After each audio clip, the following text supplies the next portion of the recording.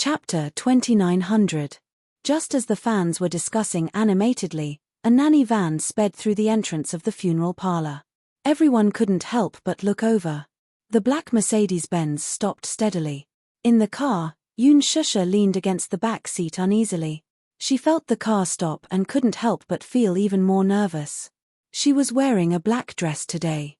For today's memorial service, the Gongjie had accompanied her and specially bought a simple but elegant black dress. She didn't have any makeup on. There weren't many embellishments on her clear face. She only wore a pair of black sunglasses to block out the wind and light.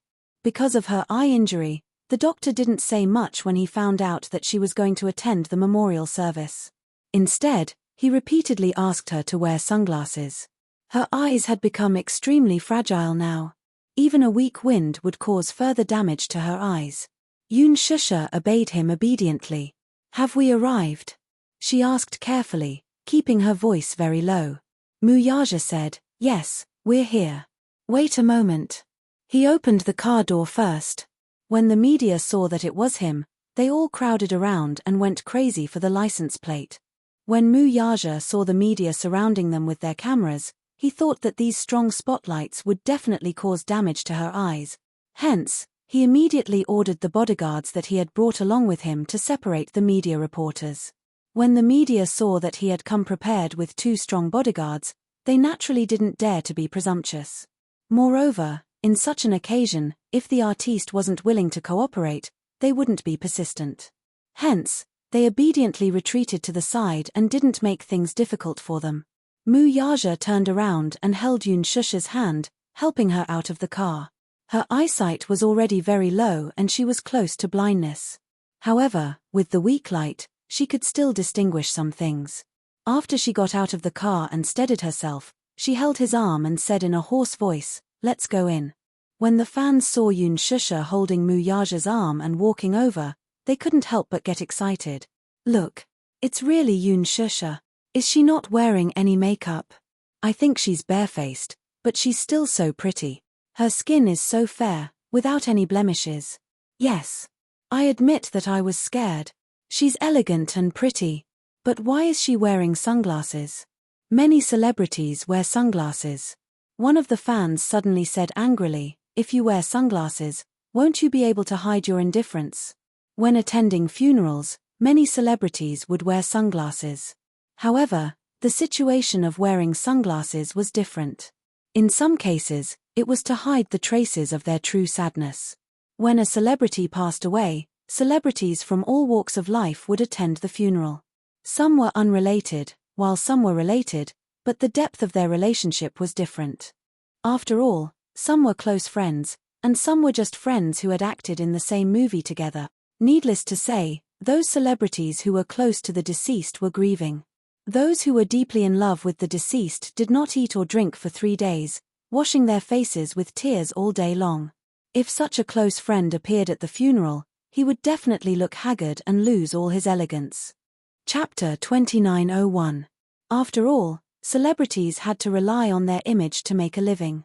Moreover, there were so many paparazzi at the scene. If someone took a photo of her swollen eyes, it would be too embarrassing. However, most of the time, she wore sunglasses to hide her indifference.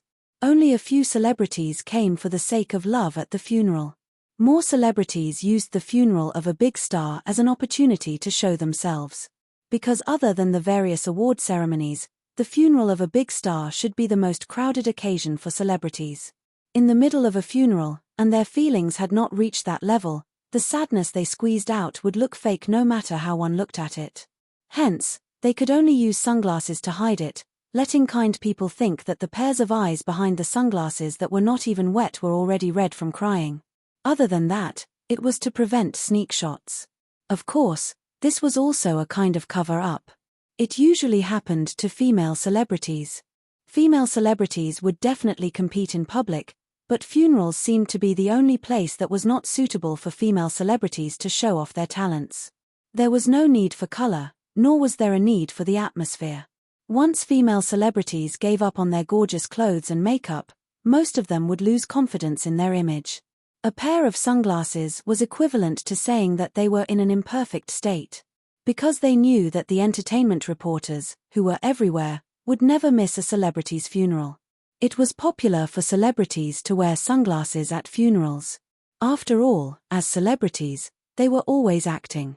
When they attended the funeral, they did not forget that they were actors. The fan said sarcastically, "I think she must be here to freeload off the exposure, right?" Ever since her debut, she's been freeloading off Xingza's popularity, but Xingza is no longer around. Even at the last moment, she didn't forget to freeload off his popularity. Besides, look at her. Her face is so clean. She didn't shed a single tear. She even came with Mu Yaja on her arm. Isn't this obviously freeloading off the media's exposure? That's right. I also realized that she didn't cry much at all. Could it be that she's wearing sunglasses to hide her tears? How annoying. I didn't expect her to be such a person. If it weren't for Xingza supporting her, who would remember her name? Since she didn't have any feelings for Xingza, why did she reluctantly attend the memorial service? She must be here to freeload off the exposure. All the media outlets are here for Xingza's memorial service today. It's such a good opportunity, so of course she wants to freeload. Yun Shusha, on the other hand, did not hear these whispers. She was not in the mood to care about other people and things at the scene. Her heart was heavy, as if a huge rock was pressing down on her. She tried hard to suppress her emotions and held back her tears as much as possible as she slowly walked into the memorial hall. Qin Ju was standing at the door. When he saw her, he bowed slightly and hugged her. Qin Ju was inevitably surprised by her arrival. "Why are you here?" Qin Ju paused for a moment before adding, "Actually, it doesn't matter if you don't come." "Qin Ju." Yun Shusha couldn't hold it in anymore. She sobbed and said, "I'm here, to send him off." "Are you okay?" Qin Ju saw her in this state. She didn't seem to be optimistic. Not good at all." Yun Shusha took a deep breath and said, "I'm sorry, I lost my composure." Chapter 2902. "Are you okay?" Qin Ju saw that she was not in a good state. "No, I'm not okay at all." Yun Shusha took a deep breath. "I'm sorry, I lost my composure." Qin Ju's heart ached when he saw this. However, he could deeply understand Yun Shusha's pain. But now, he couldn't comfort her at such a time. Because even he didn't know how to calm his emotions. "Don't cry. Xingza definitely hopes that you can live well and be happy forever. My condolences." She was wearing sunglasses, but it couldn't hide her haggard expression. As soon as Qin Ju finished speaking, she took a deep breath again, but didn't say anything in the end. Mu Yaja helped her slowly into the memorial hall. In the memorial hall, there were sad sobs. Looking around, other than the celebrities, there were also many A-list celebrities and celebrities. Many female and male celebrities were wearing sunglasses, perfectly hiding the expressions on their faces. However, it was unknown if these sobs were acting or if they were expressing their true feelings. Yun Shusha stood in the corner with a wooden expression, quietly waiting with her head lowered. For a moment, her thoughts were in a mess. For a moment, her mind was blank. Even though there was a commotion around her, she seemed to be unable to hear anything. Her heartache constantly reminded her of where she was at this moment. Jiyu Xingza's memorial service. It was as if a lifetime had passed. Things remained the same, but people had changed. Yun Shusha clenched her fists tightly and tried her best to hold back her tears. This was what she had promised. She would definitely send him off with a smile. If there really was a heaven and a soul, Xingza probably wouldn't want to see her tears, right? The memorial service was about to begin. Han Yuyan, on the other hand, was the last to make her appearance. She had deliberately chosen this time. Perhaps it was because she was participating in some fashion week or walking the red carpet of a film festival. She was already used to being the last.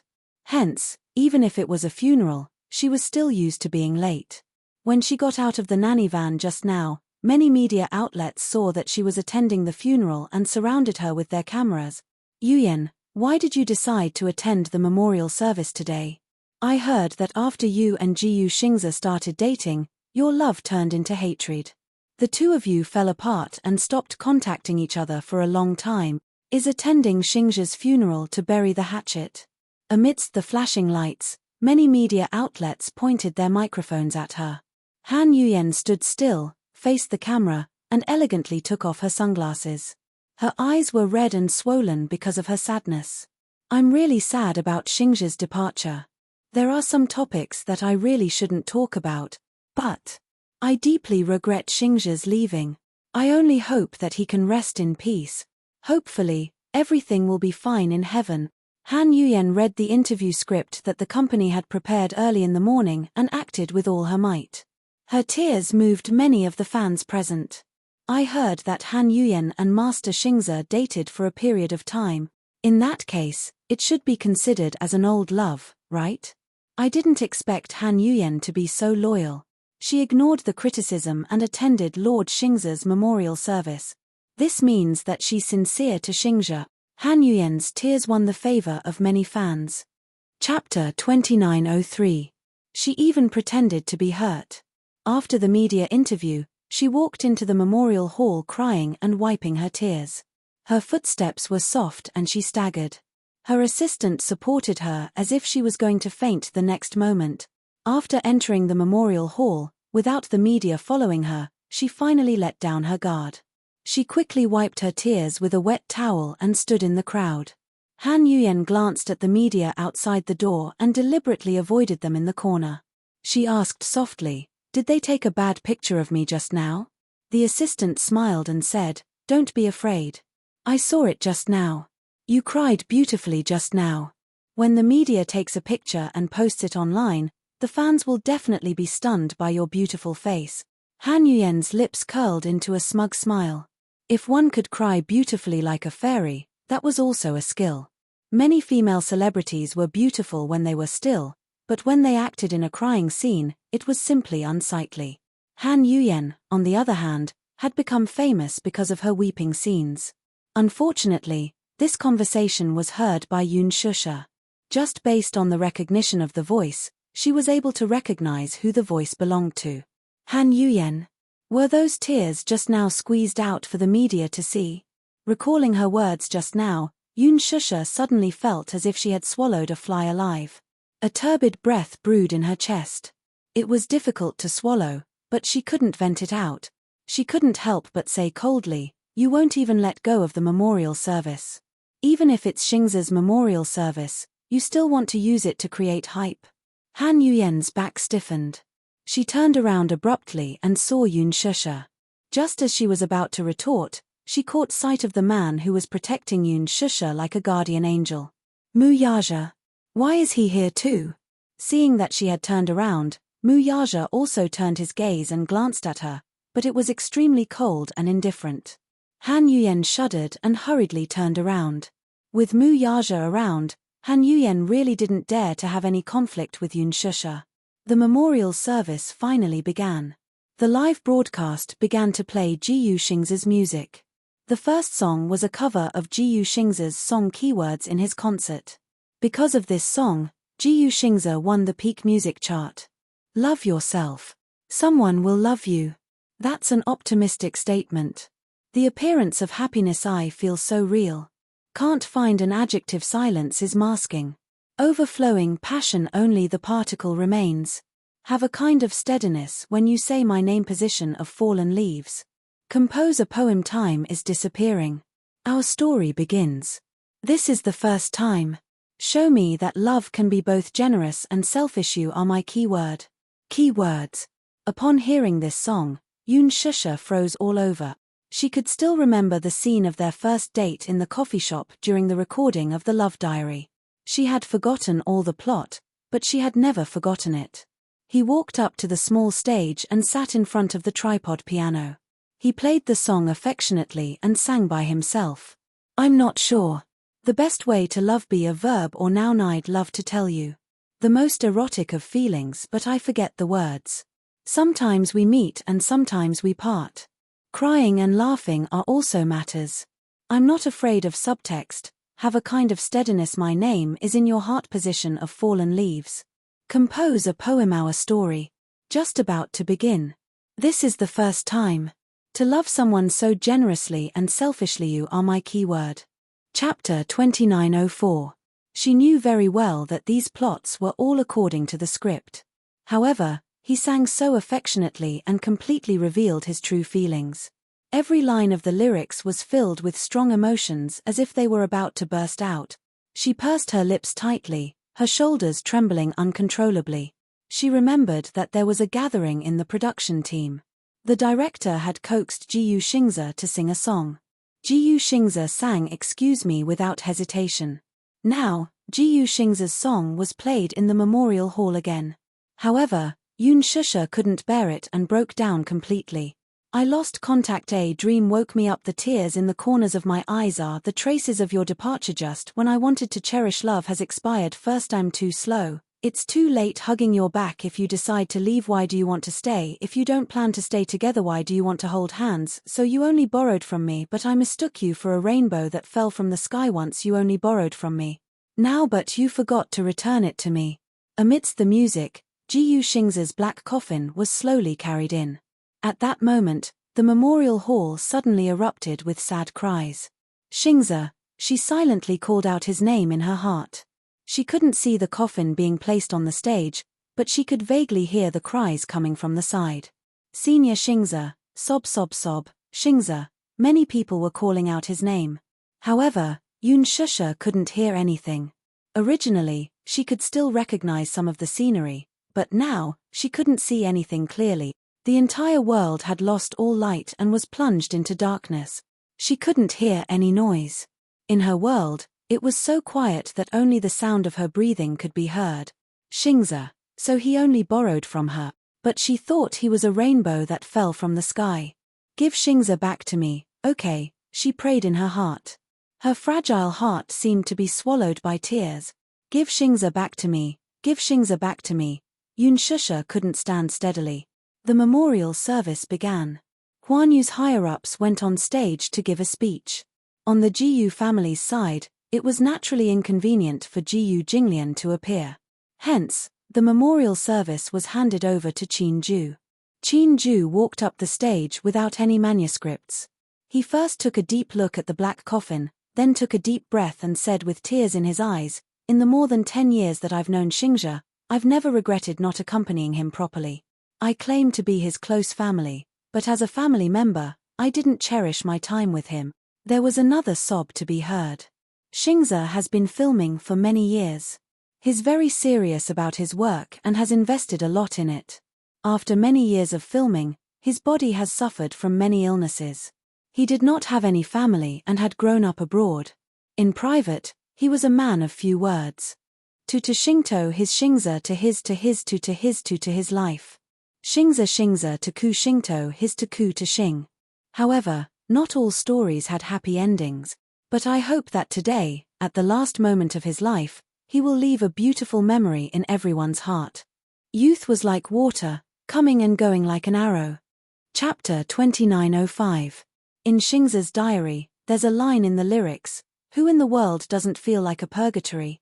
I won't cry, I have no dignity to give up. When one day those dreams drown in the sea of people, don't be sad. Let him go, this song will be a funeral. He has left, but I still sincerely wish him a good rest." Following that, Qin Ju announced that the guests present would circle the venue to mourn. All the guests formed a long line and slowly surrounded the coffin to mourn. There was a small window right above the coffin. The small window opened, revealing Jiyu Xingze's calm and pale face. He lay quietly in the coffin as if he had fallen asleep. Mu Yaja supported Yun Shusha and circled the venue in mourning. Yun Shusha tried her best to open her eyes, wanting to see him for the last time. However, no matter how hard she tried, it was in vain. She really couldn't see. She couldn't see anything. Xingze, Yun Shusha took a deep breath and held back her tears. Then, she said calmly, "Goodbye, Xingze. I will live on strong." With that, with Mu Yaja's support, she walked to the coffin and gently placed a bouquet of flowers on the coffin. After the memorial service ended, Jiyu Xingze's body was pushed to be cremated. Knowing this result and thinking that he was about to turn into a pile of ashes, Yun Shusha's heart ached so much that she was about to suffocate. Mu Yaja had been by her side from the beginning to the end. Although she didn't shed a single tear, he could tell that she was sad. So sad that she couldn't even shed a tear. He was glad that he was by her side. Otherwise, he was really afraid that she wouldn't be able to get through this. After the cremation ceremony, Qin-ju saw that Yun Shusha wasn't in a good state of mind, so he instructed Mu Yaja to help her back first. However, when Mu Yaja helped Yun Shusha out of the memorial hall, a group of fans saw Yun Shusha walking out. The fans were crying miserably, especially the music that was playing on the radio. It was extremely tear-inducing. However, when they saw Yun Shusha walk out, they saw that she was still wearing a pair of sunglasses. She clearly did not shed any tears, but she looked like she was walking unsteadily. She even needed someone to support her. Many fans felt that Yun Shusha's performance was extremely hypocritical. Many fans were talking about it. You can't even squeeze out a single tear, and you're still pretending to be exhausted from crying. Isn't that too fake? I saw her wearing sunglasses when she went in. Who would wear sunglasses to a memorial service? I think she just can't shed any tears. She can't even cry. If they didn't attend this memorial service perfunctorily, they were just trying to ride on Xingzhe's popularity. Shameless bitch. She should touch her conscience and think about it. The reason why she's so popular is all because of Xingzhe's popularity. Yun Shusha, you hypocritical liar, get out of the entertainment industry. Someone suddenly shouted at her. When Yun Shusha heard it, she stopped in her tracks and looked up blankly. Then, an unknown object flew toward her. She couldn't see anything at all, but Mu Yaja's eyesight was sharp. He quickly blocked in front of her. An unknown object smashed into his back. With a thud, the object fell to the ground. Mu Yaja took a closer look. It was a high heel that someone had thrown at him. Mu Yaja's eyes were instantly filled with anger. He suddenly looked up and glanced at the crowd. His voice suddenly turned gloomy. Who threw it? Chapter 2906. The scene suddenly fell into dead silence. Mu Yaja shouted coldly, I'm asking, who threw it? The lone high-heeled shoe lay silently on the ground. Yun Shusha immediately grabbed his arm. Forget it, forget it. Yun Shusha smiled. Today is Xingzhe's funeral. I don't want to make it too ugly. Mu Yaja pursed his lips. Although he was extremely angry, since Yun Shusha said so, he did not intend to pursue the matter too much. However, just as he turned around, the fans could no longer hold it in and started to jeer. Many fans started to clamor. Yun Shusha, UB*TCH. The scene suddenly went out of control. You're happy now. But where's Lord Xingzhe? He's lying alone in a cold coffin. Many fans started to surround them. Mu Yaja's heart skipped a beat. He had brought bodyguards with him this time, but there were only 3 or 4 people in total. A few fans lost their minds and rushed towards Yun Shusha. The remaining fans were also enraged and swarmed forward. Mu Yaja could not stop them at all. He was worried that these fans would hurt Yun Shusha, so he immediately hugged her tightly in his arms. Many fans rushed over and shoved them, grabbing their clothes, hair, and arms. The bodyguards immediately rushed over and formed a circle, surrounding Yun Shusha and Mu Yaja. In the chaotic scene, many fans lost control and threw the things in their hands at them. Shoes, apples, flowers, whatever they had in their hands was thrown at her. Yun Shusha stood rooted to the ground, letting the insults and attacks completely drown her. Even though the fans were crazily pushing her, insulting her, and grabbing her hair, her eyes were still empty and indifferent. Take off your damn sunglasses. A fan rushed forward and gave her a tight slap. Slap. The sunglasses fell to the ground. The gauze on Yun Shusha's eyes was also exposed to the air. However, no fans noticed this detail and continued to accuse her crazily. Mu Yaja abruptly pushed away the troublesome fans and hugged her tightly in his arms. His large palm pressed against the back of her head and protected her head against his chest. He angrily said, "Get lost." But no one cared. I hate Yun Shusha. Get out of the entertainment industry. Get out of the entertainment industry. Yun Shusha, you are a vixen through and through. You were the one who seduced Sir Xingzhe, used him to climb up the social ladder, and used his popularity to hype yourself up. If it weren't for Lord Xingzhe, you wouldn't have such popularity and status. Ever since the Green Apple, you've been using Gu Xingzi to create hype. Until the Love Diary, where you used the Lucky Couple CP to solidify your popularity. However, you don't even have the basic respect for Lord Xingzi's memorial service. He didn't even shed a single tear. He was even wearing sunglasses. You don't deserve Lord Xingzi to treat you so well. From the Love Diary, I can tell that Lord Xingzi doesn't take care of you like an ordinary senior does for a junior. He really likes you. But Yun Shusha, what have you done for him? Yun Shusha closed her eyes and listened to the insults and accusations. However, her heart was like a dead pool of water, without any ripples. This was her sin, and she deserved it. Chapter 2907. At this moment, one of the fans suddenly screamed hysterically, Yun Shusha, do you know what I hate the most about you? I hate it when you pretend to be innocent. Her back stiffened and she turned around abruptly. The fan scolded angrily again, if it weren't for you, Sir Xingzi wouldn't have died. If it weren't for protecting you, he wouldn't have suffered such serious injuries. He wouldn't even have a chance to be saved. You're the one who caused his death. If it weren't for you, Sir Xingzi wouldn't have died. When Yun Shusha heard this, her mind went blank. Yun Shusha, you don't deserve to live. You're the one who deserves to die. Why don't you die? Why don't you die? Why aren't you the one who died? Yun Shusha's face was as pale as snow. Her pale and colorless lips trembled. She suddenly turned around. Her sallow face was devoid of any color. The gauze on her eyes had also fallen somewhere due to the pushing and shoving of the crowd. Her body was in a mess and she was in a sorry state. She bit her lip hard and suddenly smiled bitterly. Her voice trembled as she said, I'm sorry. The crowd fell silent. Yun Shusha's hair was scattered messily on her back. Facing the emotional fans, she curled her lips, but tears gently slid down her cheeks. I'm sorry. I really wanted to send him off with a smile, so I held back my tears. I didn't know. I really didn't know that tears were a form of respect for him. I'm sorry. I wore sunglasses because I didn't want him to see my injured eyes. I wanted him to leave in peace without any reluctance. I'm sorry, it's me, it's all me. I'm the one who deserves to die, and I'm also the one who doesn't deserve to live. But I also want to. If I could do it all over again, or if I could choose, I'd be willing to exchange my life for his. I can't bear for him to leave, I don't want him to leave either. Yun Shusha continued to sob, but he's gone. He won't wake up. If crying is useful, if tears can bring him back, I will cry seriously. She apologized to them in the most humble way.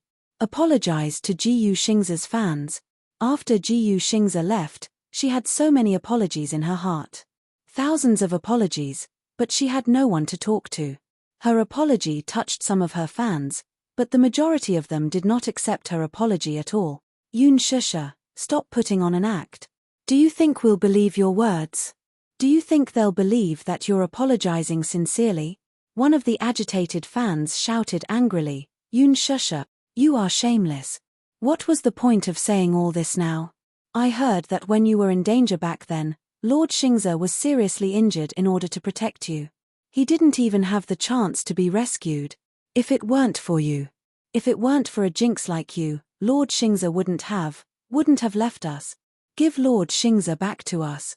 Hurry up and give Lord Xingzi back to us. We won't forgive you. We won't forgive you. Yun Shusha, die. Die, die. Die for Lord Xingzi. Chapter 2908. There were even more crazy fans who rushed towards her, baring their fangs and brandishing their claws as they pounced on her. Arth. Yun Shusha, I'm going to kill you. Yun Shusha was not afraid at all. Even if she was engulfed by this anger, she was fearless. Mu Yaja looked at her ashen face and knew that she was in such a state. Because of all the humiliation, she must have lost all hope. Hence, she did not even have the basic resistance or excuses. He hugged her, feeling sorry for her. There were fans who kept rushing towards her and attacking her.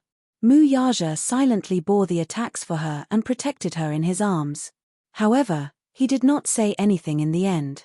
Based on his strength, these fans were weak and they were all girls. How much strength could they have?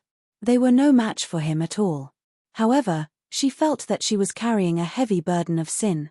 She felt that she had let down Jiyu Xingza's fans. Hence, she wanted to bear with all these injuries as atonement. However, he could not bear for her to bear such a heavy burden of sin.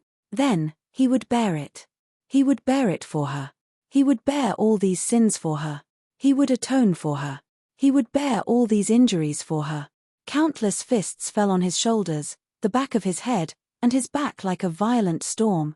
Mu Yaja remained silent and clenched his teeth tightly. Yun Shusha suddenly realized something. She lifted her head and saw his forbearing expression. She grabbed his collar tightly. Don't. Mu Yaja bit his lips tightly and tried his best to protect her. It was as if he had lost all feeling in his body. At this moment, an unknown object flew towards her from not too far away. Dong, she felt a dull pain and Yun Shusha was hit on the back of her head. It was only when the object landed on the ground that everyone realized that it was a rock the size of a fist. Yun Shusha's vision suddenly turned pitch black and she felt a sharp pain at the back of her head. Following that, sticky blood flowed down along her hair. Mu Yaja was so shocked that his face turned pale.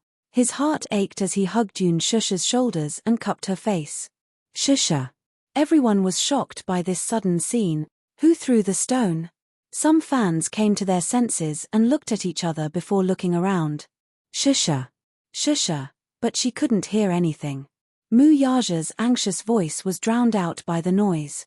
She closed her eyes, and her face was as pale as a sheet of paper. It was as if she had been consigned to eternal damnation, and she allowed the angry curses to drown her. At the hospital, Yun Shusha was lying on the hospital bed. The wound caused by the stone had been bandaged. It was not a particularly serious wound, but for some reason, he had been unconscious for a day and a night, and there were still no signs of him waking up. Mu Yaja stayed by her bedside and watched over her. He had not slept for a day and a night, and he had not taken care of himself. Stubble had appeared on his chin. After Jiyu Xingza's memorial service, she had not woken up. Perhaps she did not want to wake up. Faced with this cruel reality, she had subconsciously chosen to sleep. She had not eaten for a day and a night, and her body was weak. She had relied on the nutrient solution to maintain her body's needs. However, this alone was far from enough. She was still pregnant, and the fetus in her womb needed nourishment. It was far from enough to rely on the nutrient solution. Chapter 2909. Gong Jie sat by the window. No one knew how long he had been in this position, but he was like a stone statue. 2 days later, after sleeping for 48 hours, Yun Shusha finally woke up. However, after waking up, she was like a puppet that did not know how to laugh or cry. She was like a puppet without a soul. She was either sitting at the head of the bed in a daze or lying quietly on the bed. Her empty eyes stared blankly at the ceiling. She didn't eat or drink. She didn't know if she was torturing herself or forcing herself. He brought the bowl of porridge over and sat on the edge of the bed. He scooped up a spoonful and gently fed it to his sister. His throat moved a little as he choked on his sobs. Sis, look at me. Look at me, okay? Have some porridge, even a little bit is good. You haven't eaten for 4 days and 4 nights. Xingzhe is already dead, but he definitely didn't want to see you in such a dispirited state. Big sister, wake up, okay? Don't be like this anymore. I want you to be well, I want you to be well. No matter how he comforted her, no matter how he coaxed her, Yun Shusha always looked out of the window motionlessly. Her body seemed to be frozen, and her eyes were dim without any luster. She didn't know what she was looking at. Outside the window, there was only a clear sky and white clouds. However, in the ward, it was cold, dark, and devoid of any light. The sunlight was so bright that it shone into the windowsill, but it couldn't shine into her heart. She seemed to be dead, and the living thing was just a shell. Her heart had completely died on the day of the memorial service, and it would be difficult for her to come back to life. Mu Yaja stood at the door of the ward. His back was straight, but there was a hint of loneliness and bleakness on his back. She was in this state every day. When she woke up, she would lie on the bed motionlessly. She didn't eat or drink, and there was no expression on her face. Other than her biological needs, She would never think of getting out of bed and walking around. Sometimes, he would sit in one place for an entire day, not moving at all. Be it Mu Yaja, Yo-Yo, Xiaochen, or even Gong Jie, everyone took turns feeding her.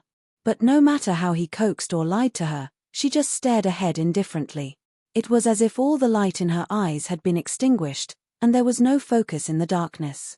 It wasn't as if Mu Yaja hadn't tried to force it in. However, every time he forced it in, he would vomit it out in less than 10 minutes.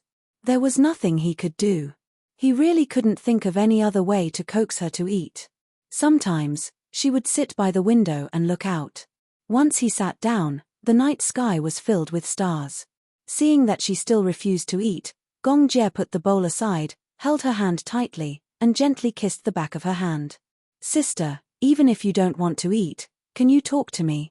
I haven't heard your voice in a long time. Sis, you haven't eaten for days, and you haven't talked to me. We promised each other when we were young that even if we quarreled, we wouldn't have a cold war. Are you having a cold war with us now?" Yun Shusha's eyelashes fluttered slightly, as if she had some reaction. Gong Jie immediately picked up the bowl, scooped a spoonful of millet porridge, and brought it close to her mouth. He coaxed, "Eat a little, just a little." Chapter 29:10. Gong Jie immediately picked up the bowl, scooped a spoonful of millet porridge, and brought it close to her mouth. He coaxed, "Eat a little, just a little." Yun Shusha's lips parted slightly, but she didn't react. Gong Jie glanced at Mu Yaja with a helpless gaze. This was the first time that Mu Yaja had seen him so helpless. "She still refuses to eat." Mu Yaja asked in return, but it was an affirmative statement. Gong Jie nodded. "She hasn't eaten for a few days and has only drunk a little water. Just the nutrient solution alone is far from enough to maintain her nutrition." As Gong Jie spoke, he glanced at Yun Shusha's thin chin with heartache. These few days, she had actually starved so much that her oval face had grown. In the past, she was a standard beauty with an oval face. Her chin was very sharp, but she didn't have an oval face, which made her look beautiful and charming. She was thin to begin with, and now she had lost a lot of weight. Gong Jie was worried that if she continued to resist eating, it would turn into a physiological anorexia. The doctor came to the ward every day to do checkups. She hadn't eaten for a few days, so the doctor said worriedly that if she continued to resist eating for a long time, the most serious consequence would be a physiological anorexia. The most direct consequence would be a prolonged period of nutritional imbalance, and the fetus would stop developing. Then, they would have to abort it. The doctor asked them to think of a way to persuade her to eat. She was only resisting eating psychologically, or perhaps she had been too agitated and was in a trance. Hence, she had no concept of eating at all. The unforeseen events of the past few days were really going to break her down. Jiyu Xingze had passed away and lost her sight. Hence, she had no concept of the passage of time at all.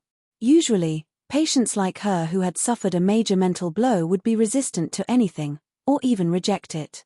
She would reject eating, interacting with others, and being close to this world. Her heart was already shrouded in darkness. But when would this darkness be expelled? The one who started the trouble should be the one who untied it. But this person who started the trouble was no longer around. The doctor was also at a loss on what to do with her. The physical illness was easy to treat, but the mental illness was difficult to resolve. It wasn't that they hadn't tried psychological intervention before. But, no matter how experienced a psychiatrist was, she didn't have any reaction when they sat in front of her. After she lost her eyes, she seemed to have lost her ability to perceive the world. She seemed to be unable to hear anything. The psychiatrist said that she had closed the door to the whole world. He locked himself in the fortress and built high walls, not allowing anyone to enter. The doctor told them to feed her as much as possible. Otherwise, the situation would not be optimistic. Whether it was Yo-Yo, Xiaochen, Gong Jie, or even Mu Yaja, they were all locked out. Mu Yaja walked to the bedside and took over his work. He took the bowl and brought a spoonful of porridge to her mouth. "Shusha, eat a little, even if it's just one bite." Yun Shusha stared at him in a daze, but her empty eyes were clearly not looking at him. It was as if she was looking through his body, and he did not know what she was looking at. He also did not know what she was thinking. A great sense of helplessness and panic filled his heart. Mu Yaja said in a hoarse voice, "Do you have to torture yourself like this before you're satisfied? Do you think Jiyu Xingze wants to see you like this?" Chapter 29:11. Do you want me to beg you? Mu Yaja bit his lips hard. His voice was mixed with pain and confusion. When had he ever shown such a helpless and hesitant look? "I can't lose you. Shusha, eat a little, even if it's just a mouthful, okay?" Gong Jie couldn't stand it anymore. He walked to Yun Shusha's side and pinched her cheeks, forcing her to open her mouth. Mu Yaja glanced at him and didn't hesitate any longer. He steeled his heart and forced the porridge into her mouth with a spoon. This couldn't go on. "Did you eat it?" Gong Jie asked. Mu Yaja nodded. Yes, it went in. It was also difficult for these two grown men to put in so much effort to feed her. She wasn't in good health now. After a long period of fasting, her lips were abnormally chapped. This bowl of porridge had just been stewed this morning, so it was hot and hot. Mu Yaja didn't dare to feed her too much. He had to feed her in small mouthfuls. Yun Shusha seemed to know how to cooperate, or maybe it was a subconscious reaction. She opened her mouth slightly mechanically and didn't spit out the porridge that was forced into her mouth. Instead, she chewed numbly and tried to swallow it. Gong Jie's eyes lit up. She ate it. Mu Yaja was worried that she would spit it out and looked at her in fear. It wasn't until she swallowed that mouthful of porridge that the huge rock hanging in his heart finally fell down heavily. Gong Jie urged again, "Continue." He also tried to let go of his hand. Yun Shusha seemed to have regained some desire to eat. When Mu Yaja brought the porridge to her mouth again, she opened her mouth again and drank that mouthful of porridge. Slurp. The sound of her eating porridge was more beautiful than the most beautiful symphony in the world. Mu Yaja seemed to have received a great encouragement and fed her half a mouthful. "Isn't it too bland?" Gong Jie added some vegetables and carrots, and Mu Yaja was responsible for feeding them. However, she had only taken a few mouthfuls when her chest suddenly heaved up and down. Yun Shusha had a pained expression on her face as she suddenly turned to face the trash can. With a retch sound, she actually vomited out the few mouthfuls of porridge that she had just eaten. Mu Yaja looked at her in pain, but the vomiting became more and more intense. At first, it was still sticky porridge that had not been digested in time. Later, he vomited out stomach acid and bile. Gong Jie's heart ached as he watched her body curl up in pain. After she finished vomiting expressionlessly, she stared blankly at the trash can. No one knew what she was thinking about. "What are you looking at?" Gong Jie hurriedly went to call the doctor. Mu Yaja wiped her mouth with a hot towel and looked at her. She had lost a lot of weight in the past few days. She was so skinny that it was scary. He did not know how she would continue to lose weight. Her waist, which could not be held in one hand, was now pitifully thin. "Shusha, how can you be so weak?" Mu Yaja held her shoulders and asked painfully, "What should I do with you?" However, she seemed to have lost her ability to speak and did not answer him. When Gong Jie called the doctor over, the doctor first took a look at the food that was fed to her, then looked at the food that she had vomited out in the trash can and shook his head. "She hasn't eaten for so long and ate so much at once. I'm afraid she can't take it. Is it a lot?" Chapter 29:12. She didn't even eat half a bowl. You call that a lot? Her body functions are different from ordinary people. Ordinary people would be famished after 2 or 3 days of starvation, but she didn't feel anything at all. This means that she is anorexic. Although she has mild anorexia, it's still very difficult for her to eat half a bowl at once. She can only do it step by step. Mu Yaja sat on the sofa in silence, his face ashen. In the past few days, the news of Yun Shusha attending Jiyu Xingze's memorial service and being attacked by fans had spread like wildfire on the internet. Many fans were trying to figure out the relationship between Jiyu Xingze's death and Yun Shusha. There were also many paparazzi who wanted to sneak into the hospital and dig up more news. However, the Xingyu Financial Group had already sent a lot of manpower to guard the hospital tightly. Those despicable paparazzi couldn't get close at all. Although many reporters had given up, there were still some who were still stubbornly waiting. When Chin-ju came to the hospital, Yoon Shusha had just fallen asleep. Mu Yaja was gently tucking her in.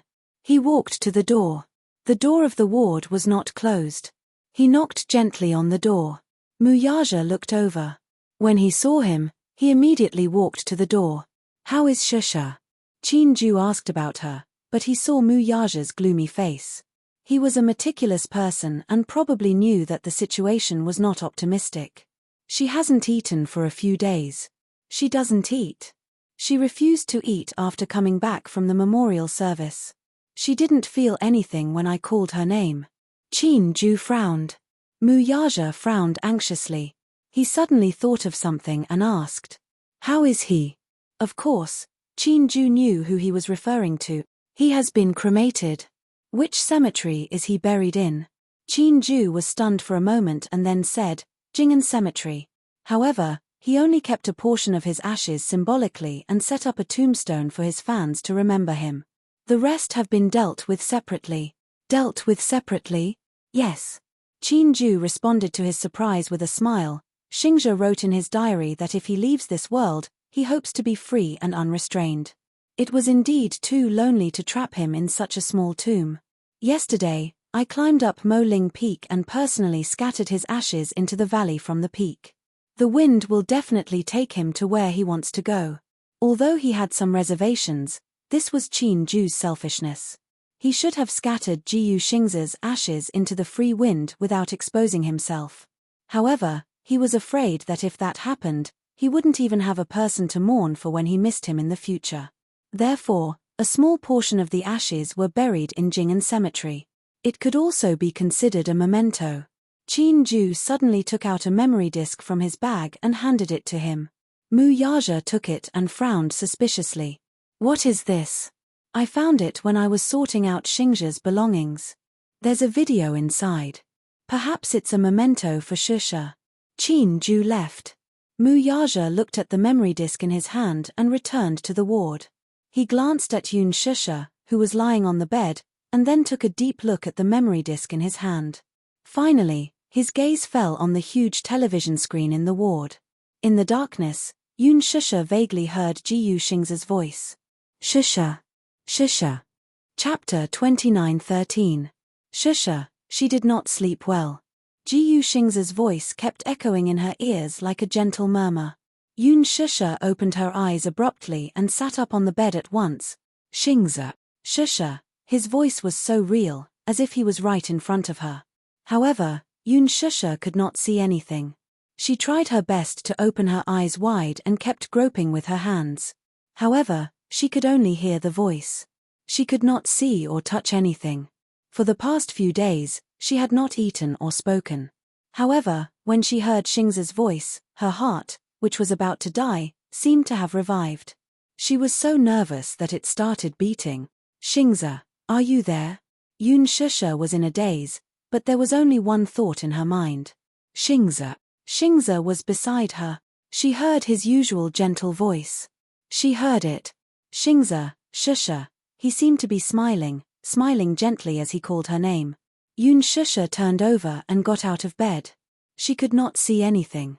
She stumbled and her knee accidentally hit the edge of something. However, she did not seem to feel pain at all. She reached out and groped around. "Xingze, where are you?" She followed the voice and groped around. She heard the voice getting closer and closer. She groped forward, but her fingertips suddenly touched the cold screen. Jiyu Xingze's voice entered her ears through the television. "Shusha. Shusha." He kept calling her name as if he was not impatient at all. Yoon Shusha widened her eyes and leaned closer to the television screen. She heard that gentle voice say softly, "Perhaps in the future, I won't have the chance to call your name like this again." On the television screen, Jiyu Xingze sat in front of the camera. He turned his head slightly and smiled gently. Just like when they first met, his smile was as gentle as the spring breeze. It was even a little uneasy and shy. However, she could not see such a scene. "The first time I heard this name, I thought it was a very nice name. It fits the person. Shusha, I'm leaving. I need to go somewhere very far. Perhaps in this lifetime, we will never meet again." When Yoon Shusha heard this, She was caught off guard and her tears flowed down. I used to trouble you, didn't I? I'm sorry. In the past, he couldn't help himself. I like you, but some feelings can't be forced. Xingze, from today onwards, I won't. The most regretful thing in my life is that I met you a little too late. I am not reconciled. I firmly believe that love comes first. I want to try hard, but I gradually found that we can't be together. But I gradually found that we can't be together. But I gradually found that we can't be together. It's not that I came too late. I love you, but you don't love me. Shusha, I really love you very much. If I could, I would love you with my life. I hope that you won't be able to live without me. On the screen, Jiyu Xingze suddenly smiled and asked gently, why don't we make a promise? If there's an afterlife, let's meet again, okay? Yun Shusha looked up. Her eyes were hazy with tears. She bit her lip hard and salty tears flowed into the gaps between her lips. Chapter 29:14. I'll definitely find you. Then, we'll be together for the rest of our lives, okay? Yun Shusha lost control of her tears. She broke down completely and cried bitterly. Jiyu Xingze, who was on the screen, seemed to have telepathy. He said frantically, don't cry. He said uneasily, I'm most afraid of your tears. Don't cry, okay? We might still have the chance to meet in the future. After a few years, I'll have let go of this relationship. Maybe I'll appear in front of you with a new attitude. Actually, you don't have to be sad. I didn't know how to fight for it. Since I was young, I've never experienced what kinship and love are. I don't have any special feelings about marriage. At first, I didn't know if this hazy feeling I had for you was love or just a senior taking care of a junior. But later on, I realized that love can really be like a tornado, disrupting one's heartbeat. If I had known that this was love, I would have hugged you without hesitation. But it's all too late. Yun Shusha covered her face and was sobbing uncontrollably. For the past few days, the dark and gloomy emotions that had accumulated in her chest seemed to have finally been released. Like a flash flood, it broke through the floodgates and became a disaster. No one knew that such an accident would happen. Moreover, no one knew that at this very moment, every word that he said to her, which seemed to be a casual farewell, was piercing her heart. Mu Yaja stood quietly beside the television and leaned against the wall. His handsome eyebrows were slightly furrowed as he watched everything quietly. He didn't stop her from crying. She had suppressed her emotions for so long. She needed to release them after all. But no one could make her release her emotions. Besides Jiyu Xingze, there was no one else. He was the one who was troubling her. In order to cure her, Mu Yaja could only think of this way. Mu Yaja glanced at the man on the screen. It was Jiyu Xingze's thin figure sitting in front of the camera. His face looked a little pale. Perhaps it was because of the damage to his body that made it difficult for him to maintain his best condition in front of her. He looked extremely weak. There was a thick shadow on his eyelids. Before he decided to leave the entertainment industry, he recorded this video as his final farewell to her. If this accident had not happened, he would probably be in a foreign country right now, and this video would be his last gift to her, given to her by Qin Ju. However, who would have thought that the final farewell would be a final farewell? Yun Shusha cried like a child in despair. Jiyu Xingze's voice was as light as a feather. Thank you for appearing in my life. Shusha. For 2 whole days, Yun Shusha stayed in front of the TV, watching Jiyu Xingze's last video over and over again as if she had lost her soul. She didn't get tired of listening to it over and over again. She wanted to hear more of his voice. She missed him so much that she fell ill. She had so many things to say to him, but he couldn't hear her anymore. Her emotions were running rampant, and no one could cure her. She hugged the memory disk and listened to Jiyu Xingze's voice, as if she didn't know what fatigue was. Chapter 29:15. Gong Jie and Mu Yaja took turns to watch over her. Every night, Gong Jie and Mu Yaja would coax her again and again before she would obediently return to bed to rest. However, she still could not bear to turn off the television. She was afraid that if she turned it off, she would never hear his voice again. She knew that whether it was guilt or longing, it was time to let go. He was gone and no longer existed. These videos were also fake. They didn't exist. Jiyu Xingze was no longer there. However, every time she woke up and heard his voice, she would feel at ease. Everything seemed to have been bewitched. She still refused to eat. She would only occasionally drink some water and eat some fruits, even if it was just a little. Compared to her previous zombie-like state, everyone felt gratified and satisfied. At least, she was willing to try to eat. However, Yo-Yo was extremely worried. How long would this mental state last? Xiao Shui also came to the hospital to visit her once. Gong Jie did not let her in to disturb her, so she could only stand at the door and watch her from afar. Yun Shusha's mental state was not good. Therefore, not many people knew that she was hospitalized. Mu Yaja protected her very well. He did not let anyone disturb her, nor did he let anyone disturb her recuperation. Xiao Shui was her best friend. When she heard the news, she insisted on coming over to take a look. However, when she stood at the door and saw her in a daze in front of the television from afar, her heart ached so much that tears streamed down her face. How did she become like this? Xiao Shui was extremely heartbroken. Has she been refusing to eat?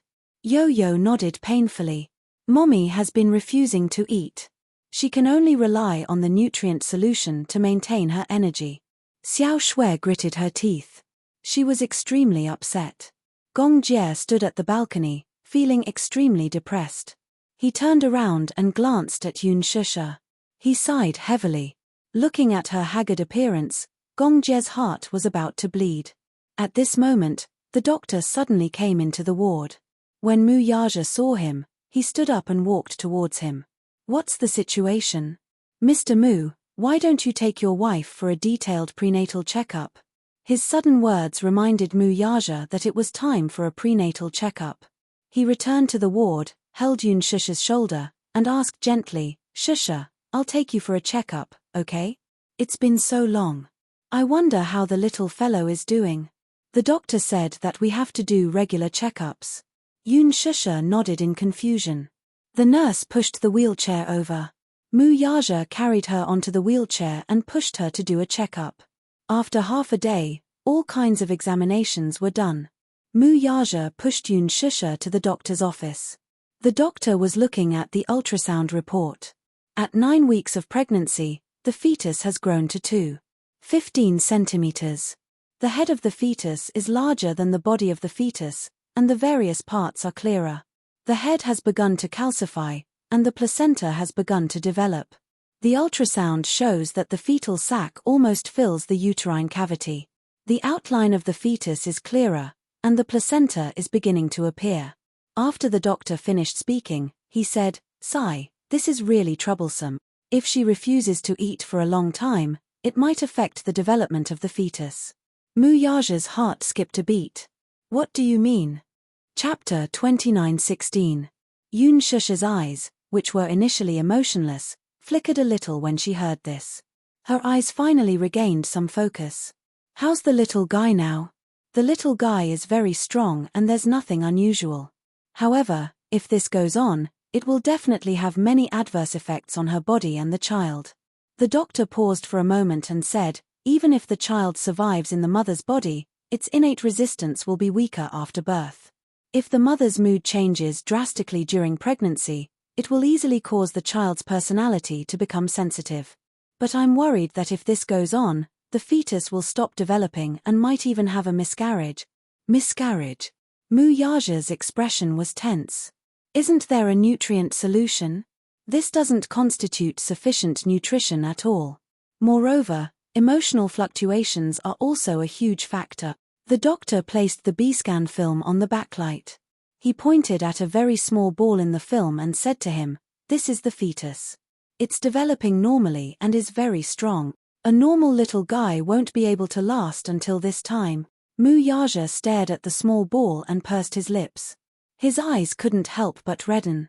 That was his child. Who knew, it might be a beautiful little princess. He had always wanted to have a daughter with her.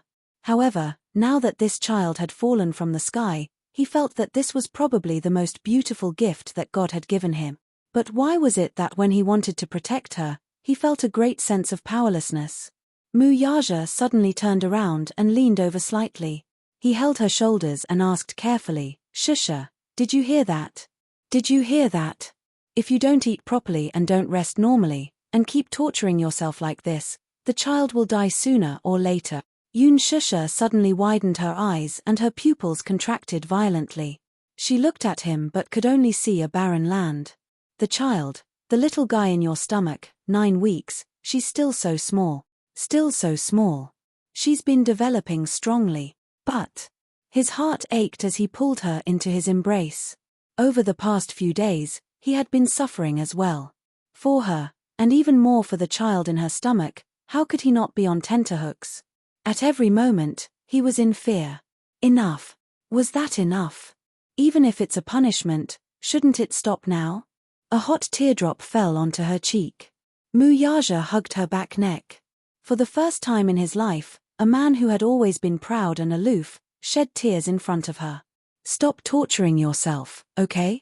You can torture me or punish me. Stop torturing yourself. He choked with sobs and said, Shusha, I love you so much, and I also love this little guy in your belly. Don't torture yourself anymore. Look at me, look at me.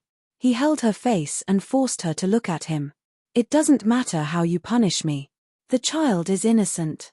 Please don't punish her, okay? His voice was hoarse and desperate for her response. What he got in return was a teardrop falling from her eyes. Yaja hugged her tightly. I can't lose you, and I can't lose her. I don't know what to do with you. Wake up, wake up. He begged her uncontrollably. He begged her to wake up, begged her to open her eyes and look at the fetus in the film. Chapter 29:17. Yaja's heart almost broke when he saw the tiny ball.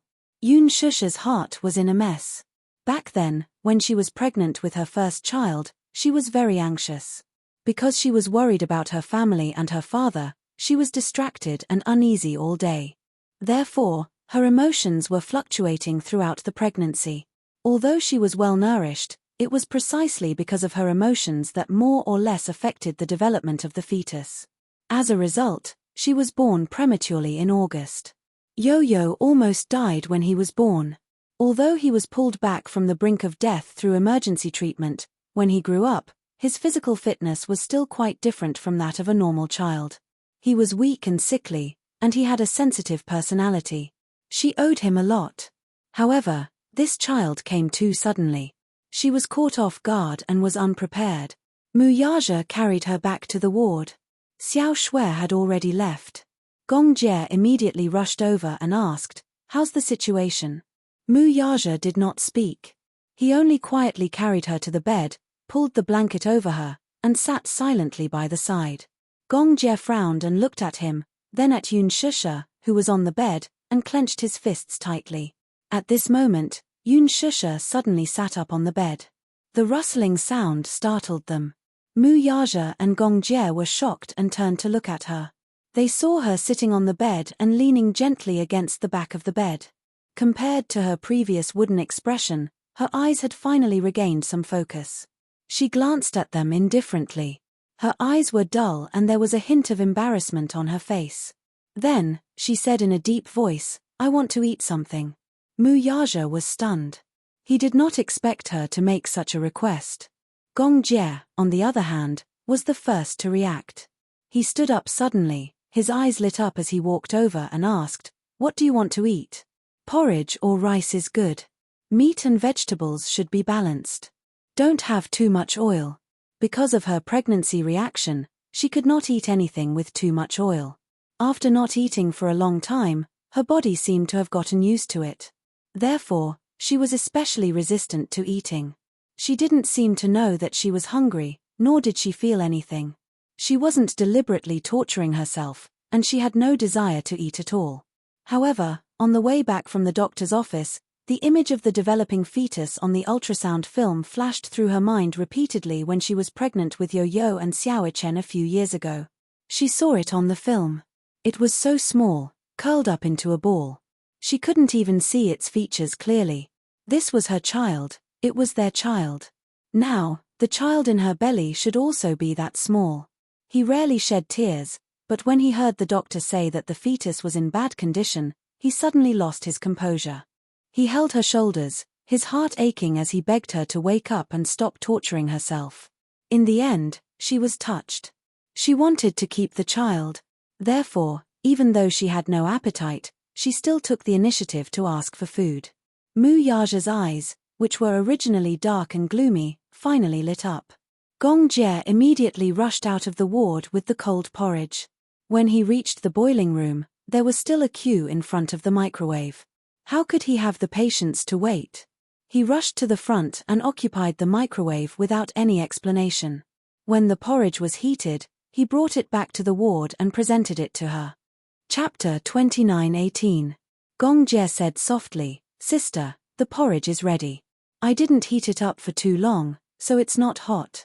You can eat it directly." Yun Shusha reacted. Her hands fumbled around until she found the bowl of porridge. She held it gently. Mu Yaja immediately reached out to take the bowl of porridge from her hands, wanting to feed her. "I'll feed you, okay? I'll feed you." Yun Shusha immediately came back to her senses and said quietly, "It's okay. I can drink it myself." Mu Yaja frowned. "Your eyes aren't very good." Yun Shusha smiled slightly and immediately said, "I'm not as weak as you think. I just can't see clearly. I can still recognize things that are closer to me." With that said, she held the bowl with one hand and the spoon with the other. She scooped up a mouthful of porridge and brought it to her mouth. She blew on it gently before taking a bite. It wasn't hot, but it was very warm. However, she didn't have much of an appetite. In fact, she was still repulsed by food. But at the thought of the child in her stomach, she resisted the discomfort and took another big bite. Mu Yaja and Gong Jie looked at her nervously and asked cautiously, "Is there anything else you want to eat?" Yun Shusha opened her eyes blankly. Hearing this, she shook her head and said, "I don't have anything in particular that I want to eat." She only ate because she wanted to protect the baby. She had listened to everything the doctor said. If she didn't eat, she was worried that it would affect the baby in her stomach. Especially when the doctor said that if she continued like this, it would definitely affect the development of the baby in her stomach. Then, it might stop developing and become a stillborn. In the end, she could only have an artificial abortion. Her current bodily functions were being supplemented by sacrificing her mother's own nutrients. If this went on, it would be difficult for her child to survive. Hearing this, her heart seemed to clench fiercely in an instant. She had been in a daze earlier and hadn't cared about the child in her stomach. But now that she heard that the child in her stomach was in danger, she immediately regained her senses. No. She couldn't let herself go anymore. At that moment, she seemed to recall Yo-Yo's appearance when he was born. He was lying in the nursery box, small and wrinkled. His entire body was red and his two little hands were curled together tightly. For the first time in this world, this little guy seemed to be very nervous. He only knew how to open his little mouth and cry. Why is she crying so much? She was a little curious. As she thought about it, she gently reached out her hand. The little guy immediately reached out and held her hand tightly. His strength was not great, but his grip was very tight.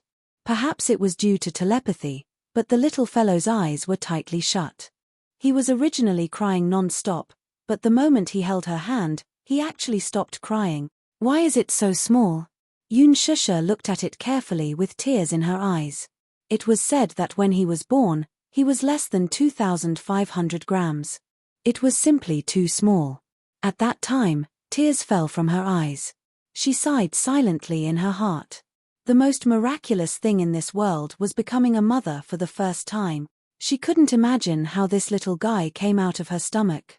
She also didn't know how these two little guys got along in her stomach for the past 8 months. Didn't they fight? Chapter 29:19. At that time, she was immediately amused by her own conjecture.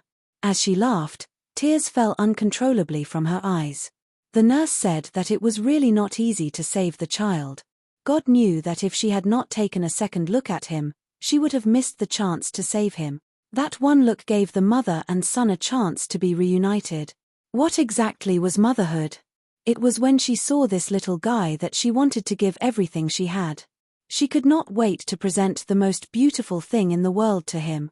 She was grateful for God's blessing and thus named him Yun Tianyu. God bless, God bless, God bless.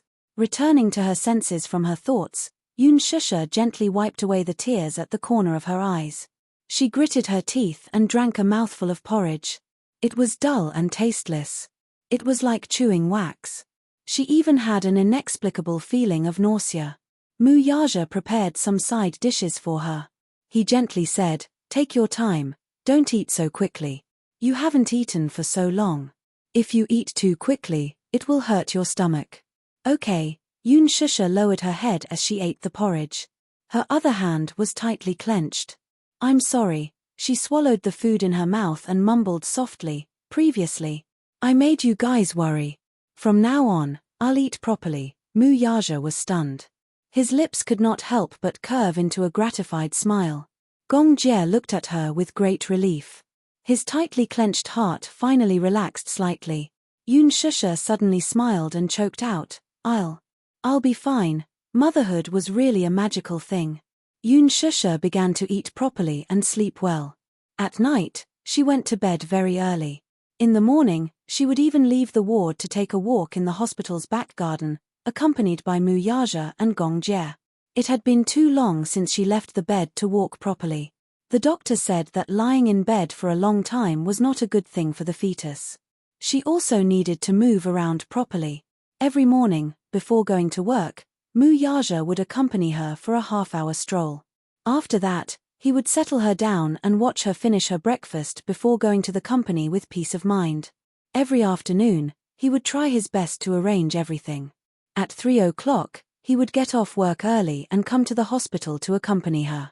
Gong Jie, on the other hand, pushed aside all the matters in his hands and handed them over to others to handle.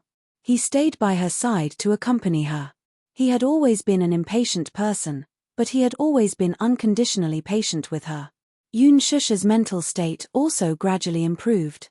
Yo-Yo and Xiaochen were also very obedient and took good care of themselves.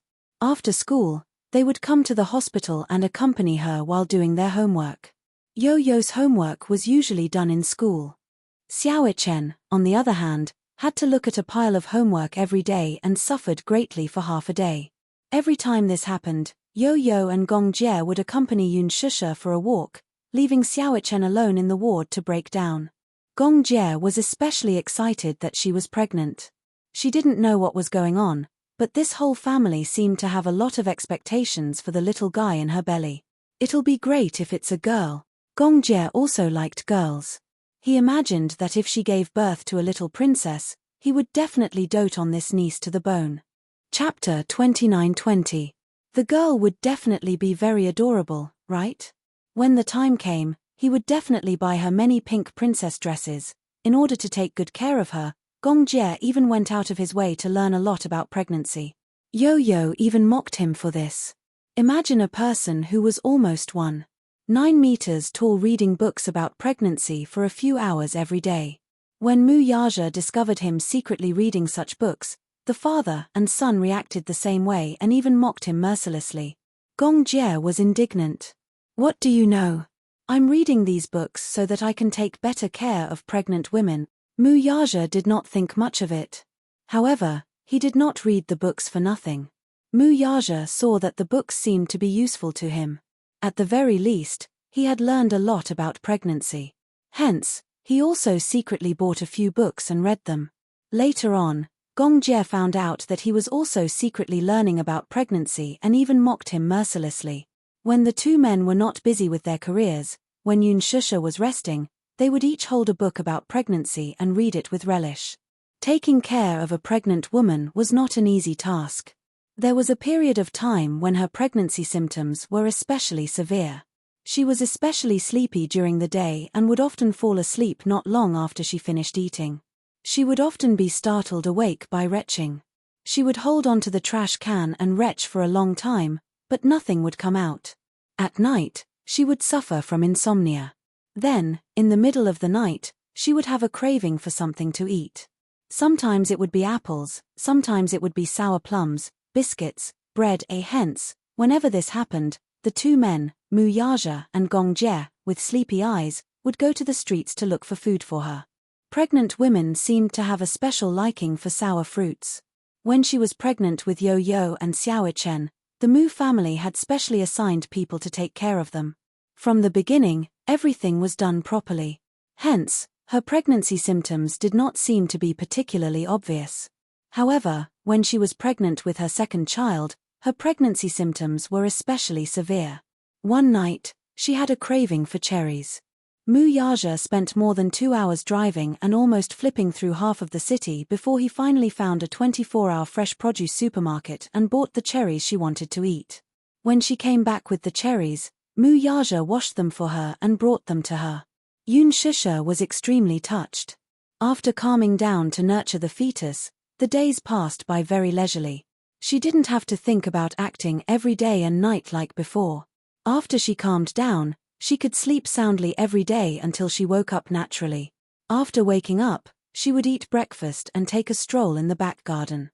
When she felt bored in the ward, Gong Jie would silently watch over her. Sometimes, she would turn on the TV. Even if she couldn't see clearly, she could still hear the sound from the TV. She no longer felt so lonely. Ji Yuxing's death was quickly suppressed by Qin Ju through various channels. At this time, Qin Ju's true methods were revealed. During the memorial service, Yun Shusha and Ji Yuxing's fans got into an argument. After that, nothing else happened. After that, there was no news at all. Chapter 29-21. It was actually very easy to suppress a hot topic.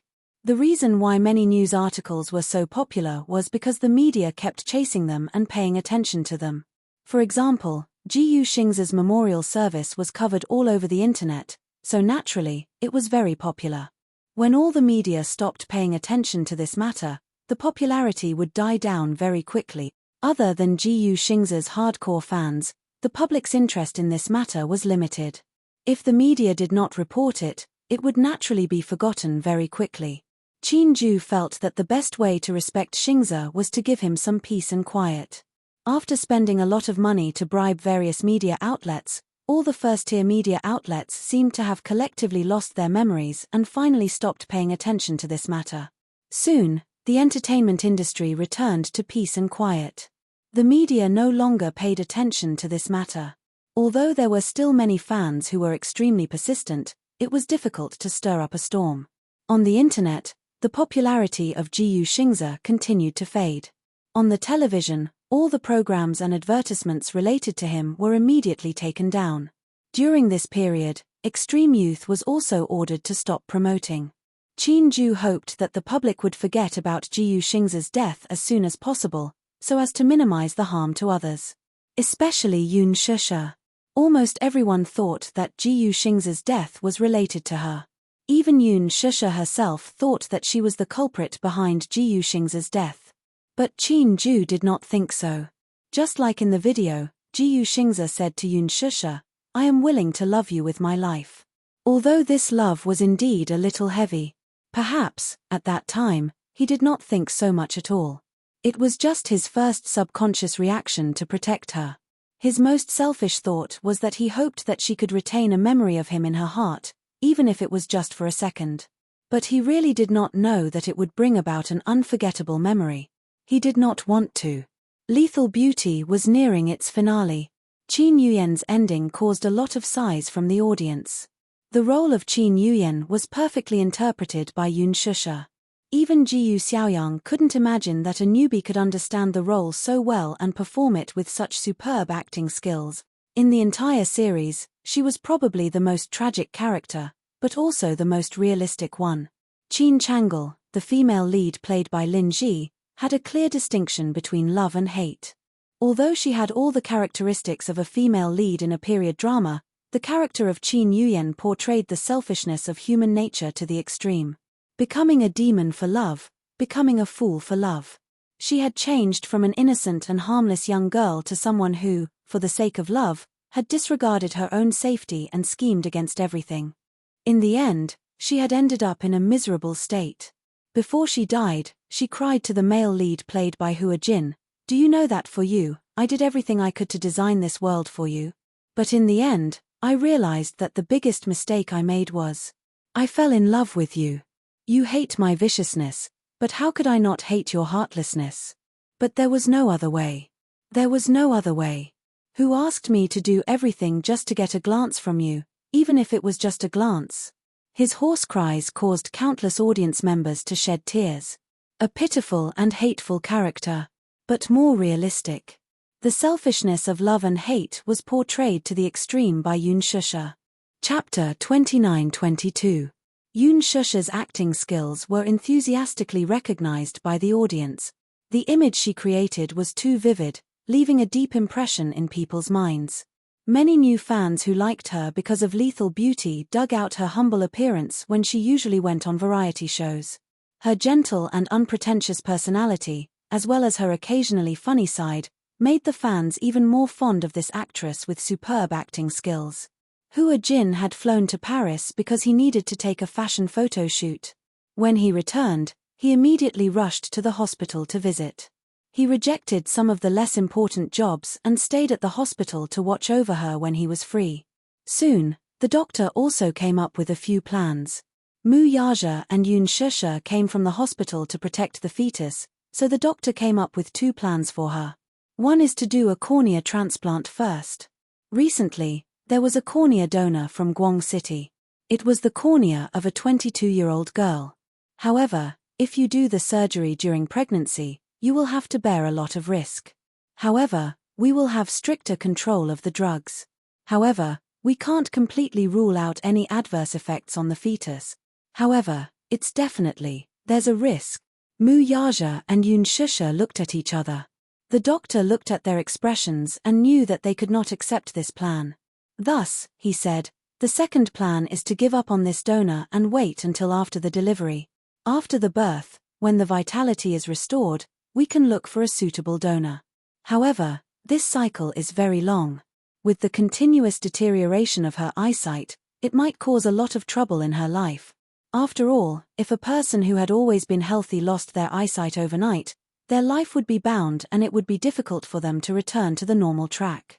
And a cornea donor was something that could only be found by chance. It was luck and opportunity to meet one. If they missed it, they might have to wait for a few more years. In these few years, there would be too many variables. Mu Yaja frowned and said worriedly, we were going to hold a wedding. Will this situation affect the wedding? The doctor said sincerely, my suggestion is not to rush to hold the wedding. When Yoon Shusha heard this, her expression suddenly became a little lonely. The wedding that she had been looking forward to was going to be delayed indefinitely because of this matter. She pursed her lips in grievance, looking extremely lonely. After returning from the doctor's office, she had been leaning against the bed with a gloomy expression. Their expectations for the wedding were suddenly crushed by the cruel reality and nothing was left. Gong Jie saw that she was a little unhappy the moment she came back, so he looked at Mu Yaja suspiciously. What happened? The wedding may have to be postponed, Mu Yaja said as he walked to the bed and sat down. He looked at her and asked, are you unhappy? Yoon Shusha shook her head. No. However, even though he said that he didn't, the loneliness in his eyes was so obvious that it was about to burst out. You're saying that you don't, but it's obvious that you're sulking. Mu Yaja suddenly reached out and pulled her into his embrace.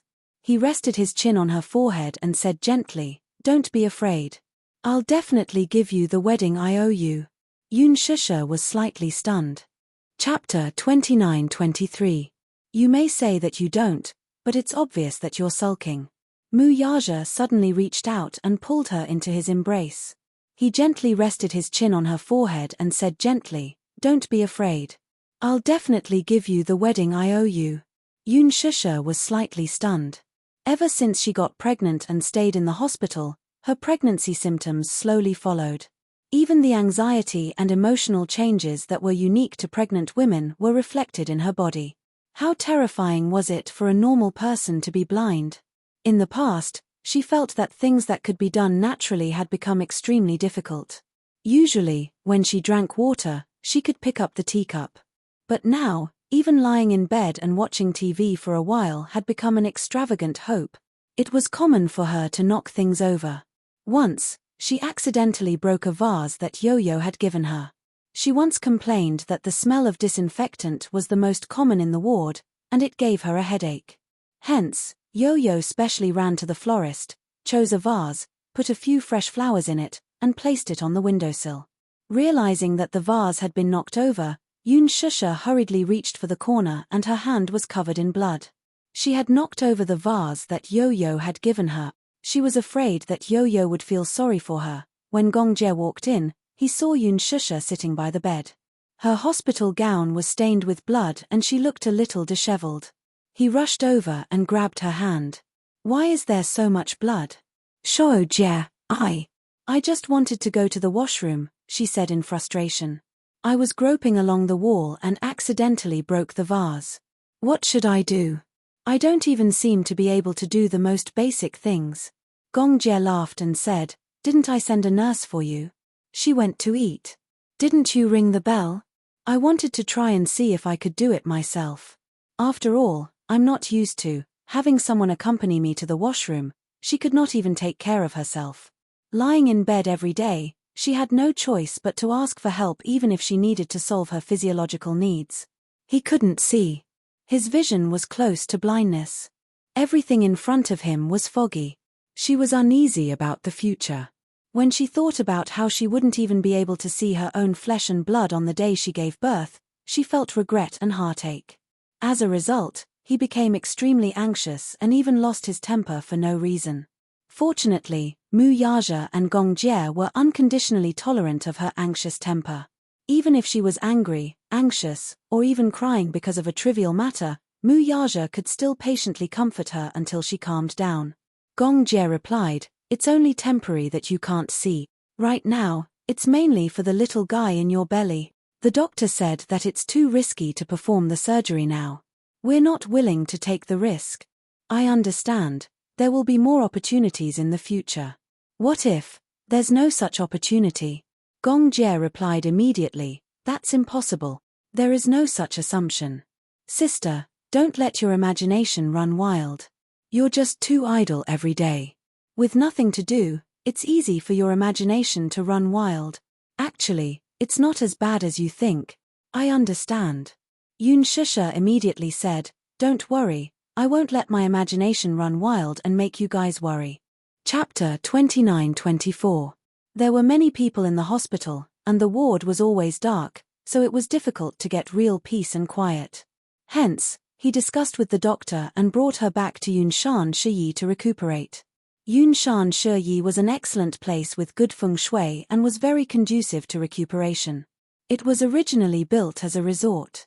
After Yoon Shusha was brought back to Yunshan Shiyi, Gong Jie was finally relieved and decided to return to Hurricane. He had a lot of work on hand that was waiting for him to rush back to deal with. He was worried that his father would become suspicious if he stayed any longer. Gong Jie did not say much goodbye and took a private jet back to Hurricane's headquarters. Yoon Shusha began to recuperate. Of course, although she had more free time, she still found some things to do. For example, what should I name the little guy? At night, Yo-Yo and Xiaochen were already asleep. Mu Yaja was reading his email when Yoon Shusha lay on the sofa and muttered to herself, "I have a headache coming up with a name." She was a little troubled. She had been thinking for a long time about the child's name, but she still could not think of a satisfactory one. Mu Yaja put down his laptop and walked to her side. He pulled her into his arms and kissed her forehead lovingly. "You haven't even confirmed whether it's a boy or a girl, yet you're already in a hurry to think of a name. Aren't you a little too anxious?" "Because it's too boring," she muttered. "I'm at home every day with nothing to do, so I'm thinking about what to name the child after it's born." "Then, you're in a hurry to come up with a name when you know the child's gender. What if you choose a boy's name and give birth to a girl? Then, I'll think of a boy and a girl's name together." Mu Yaja laughed but went along with her and asked, "Then, do you want a girl or a boy?" Yoon Shusha laughed and said, "It's not like I can give birth to a boy just because I want a girl or a boy. This is something that can't be decided." "Then, do you like a girl or a boy?" "I like both," Yoon Shusha said and asked him, "What about you?" "I hope to have a little princess." Mu Yaja was famous for being fond of daughters. Men had no resistance against daughters.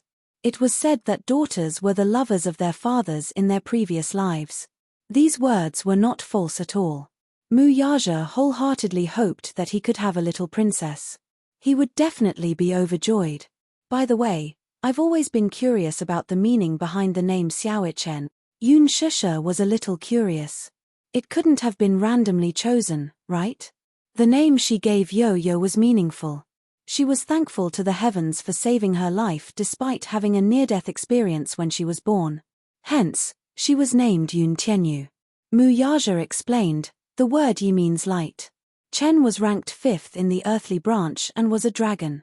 Put together, it means a handsome and beautiful person, rational and full of wisdom, a life of elegance, auspiciousness, success, and honor. Yun Shusha was stunned when she heard that. She smiled and teased, "Are you really majoring in finance? You seem to know a lot about these things. I did my homework when I came up with a name." "You came up with this name?" She was a little surprised. "Yes. Grandpa wanted to come up with it himself, but I wasn't satisfied. Then, what should I name the little guy in my stomach?" Chapter 29-25. I've thought of many names, but I don't know what to choose. The art of naming a person was very profound. In this aspect, Yun Shusha was very picky. A name was not just a simple symbol. She believed in this art. First of all, the name had to be pleasing to the ear and pleasant to the ear. A name that was unpleasant to the ear, no matter how meaningful it was, would not be liked. She also had to pay attention to the homophony. For example, Du Zitting and Yuling had good meanings, but the homophony made people not know whether to laugh or cry. There couldn't be too many strokes, or it would be troublesome to write. She also had to refer to the zodiac and the 8 characters. The older generation also had to pay attention to the 5 elements of yin and yang. Which ones did you think of? He couldn't help but be curious and wanted to hear her results. If it's a boy, I thought of a few names. Yun Shusha paused and said, Mu Tianyi, with the meaning of soaring in the sky and achieving great things. Mu Juanhao, with the meaning of a gentleman's heroic spirit. It doesn't sound good. He expressed his opinion. There's more. Yun Shusha listed many more names. In fact, the names she came up with were not only meaningful, but also pleasant to the ear. However, Mu Yaja didn't like it. Have you thought of a girl's name? Yun Shusha said matter-of-factly, of course. Such as Mu Jinghan, Mu Yi, Mu Yuyao, Yuyao? Mu Yaja suddenly interrupted her. Yun Shusha raised her eyebrows in surprise and pouted. What's wrong with this name? He smiled. It's very pleasant to the ear. Hey, aren't you a little too biased? Yun Shusha said with some disdain, you obviously like girls more, so why do girls' names sound pleasant to the ear? Such an evaluation is not fair at all. Who said so? He said seriously, Yuyaro is a very pleasant name. Let's call it that. Yun Shusha said unwillingly, what if it's not a girl? Whether it's a girl or not, it's my decision, not yours. You don't have to worry. Mu Yaja scratched her nose and said confidently, I think that when the little guy comes out, it will definitely be a girl. What? You make it sound like you and your daughter have telepathy. Yun Shusha was a little jealous. If it's really a girl, I won't have a place in this family in the future. You only have eyes for your daughter. In the future, when father and daughter are united, won't my life be hard? Don't you have Yo-Yo and Xiao Ichen? She had nothing to say. Aren't the 3 of you united? My daughter and I are of one mind, so what? So you're not allowed to do that. His reasoning was one after another. Good. You're right. You're an old sow wearing a bra, one set after another. Yun Shusha seemed to have learned this from somewhere. He didn't know whether to laugh or cry. He suddenly hugged her tightly and said solemnly, Don't worry. You'll always be the most important person in my heart. No one else can compare to you. That's what you're saying now. When our daughter is born, it'll be hard to say. She felt sweet inside, but her words were unforgiving. In the future, when we have a daughter, who knows where my status will be? Mu Yaja said, really? Thousands and tens of thousands of daughters can't compare to you. Thousands and tens of thousands. You'll have to be able to raise thousands and tens of thousands. Why can't I afford to raise them? Are you doubting me? Mu Yaja suddenly grabbed her hands and leaned closer to her. There's no one that I can't raise. It'll just depend on whether you can afford to give birth to them. Let's not talk about other things. Just based on this weight, I can't give birth. Even an old sow can't give birth to so many. Chapter 29-26. Why can't I afford to raise them? Are you doubting my ability? Mu Yaja suddenly grabbed her hand. Smiling deeply, he leaned closer to her and said suggestively, there's no one I can't afford to raise. Let's see if you can afford to give birth to them. I'm not a sow. I can't give birth to tens of thousands of them. Even an old sow can't give birth to that many. Yun Shusha said angrily, it's enough for you to have 3 buffoons at home. She patted his hand and said exasperatedly, stop fooling around, Let's think of names together. I've thought of so many names, but you haven't expressed your opinion yet. Didn't I express my opinion? With that, Mu Yaja lowered his head and moved closer to her abdomen. He held her belly, which had yet to bulge, and smiled. Yu Yao, did you hear that? This is the name that Mommy gave you. Hey, Yun Shusha didn't know whether to laugh or cry. Are you done fooling around? How do you know that it'll definitely be a daughter? Mu Yaja said solemnly, do you believe that it'll definitely be a little princess? I don't believe it. Then let's bet. Mu Yaja looked confident. Smiling, he said, this is probably the telepathy between father and daughter. As he spoke, he looked lovingly at her lower abdomen. It was as if he could see the little fellow inside through her belly. Yu Yao, isn't this name very nice? Daddy likes it too. Yu Yao, you must be good in Mommy's stomach. Daddy loves you. Yun Shusha couldn't see his face at this moment, but she could imagine that Mu Yaja's gaze was fixed on her stomach. His face must be filled with tenderness. His eyes narrowed, and his handsome brows arched gently. She remembered that he looked especially good when he smiled. His thin lips curved, outlining a gentle arc like water, with shallow smiling dimples. He rarely smiled, and it was only when he was facing her that he would reveal a rare smile. However, his smile seemed to be able to melt even the coldest ice and snow in the world in a single night. Yun Shusha suddenly smiled contentedly.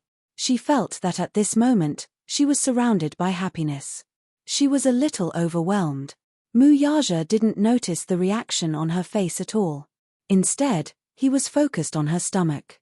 After a while, he leaned forward and pressed his ear against her stomach, listening carefully. After a while, he started talking to himself in front of her stomach, as if he was communicating with the little fellow in her stomach. Yun Shusha didn't know whether to laugh or cry. She held back her laughter and didn't want to disturb him. Mu Yaja suddenly raised his head and asked quizzically, can she hear what I said? Are you stupid?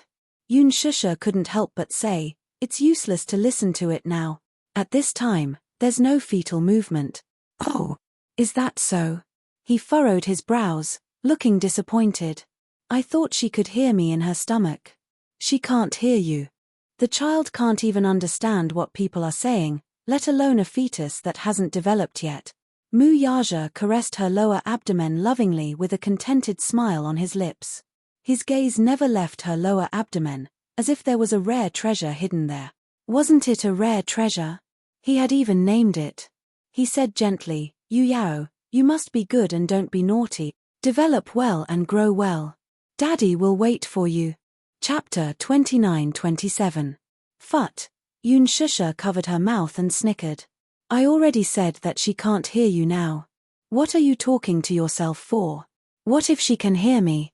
He raised his eyebrows disapprovingly and reiterated, there's telepathy between father and daughter. Okay, telepathy. She went along with him.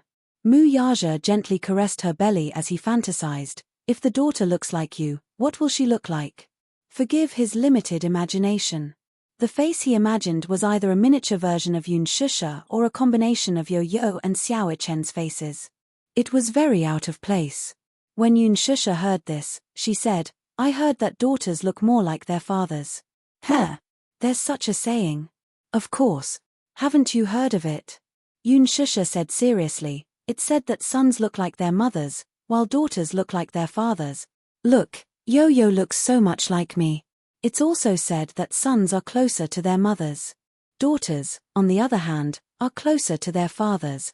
Mu Yaja grabbed her face and scrutinized it before nodding. Yo-Yo and Ichen do look more like you. Their facial features are delicate, especially their eyes. After a pause, he said confidently, then my daughter will definitely be a beautiful girl when she grows up. Yun Shusha laughed. Narcissus. Why are you so narcissistic? This is the truth, he said solemnly. Daughters look like you? I can't imagine that. Yun Shusha's mind went dark and she could not think of any image. Muyaja also fell into a fantasy. His imagination was also a little lacking. In his mind, a baby girl's face covered his features. No matter how he looked at it, it felt out of place. Suddenly, he was shocked by the face that he imagined. She should be very pretty. He felt a little guilty. He did not know what his daughter would look like if she inherited his looks. Yun Shusha thought about it carefully and said casually, if it's a daughter, her eyes and nose will be like yours. She will be very beautiful. Actually. Yun Shusha pondered for a moment and suddenly smiled with motherly gentleness. I also hope that the little guy in my stomach is a girl. You want a daughter too? Of course. Yun Shusha said matter-of-factly, they say that daughters are sweet. Yu and little Ichen will definitely feel aggrieved if they hear this.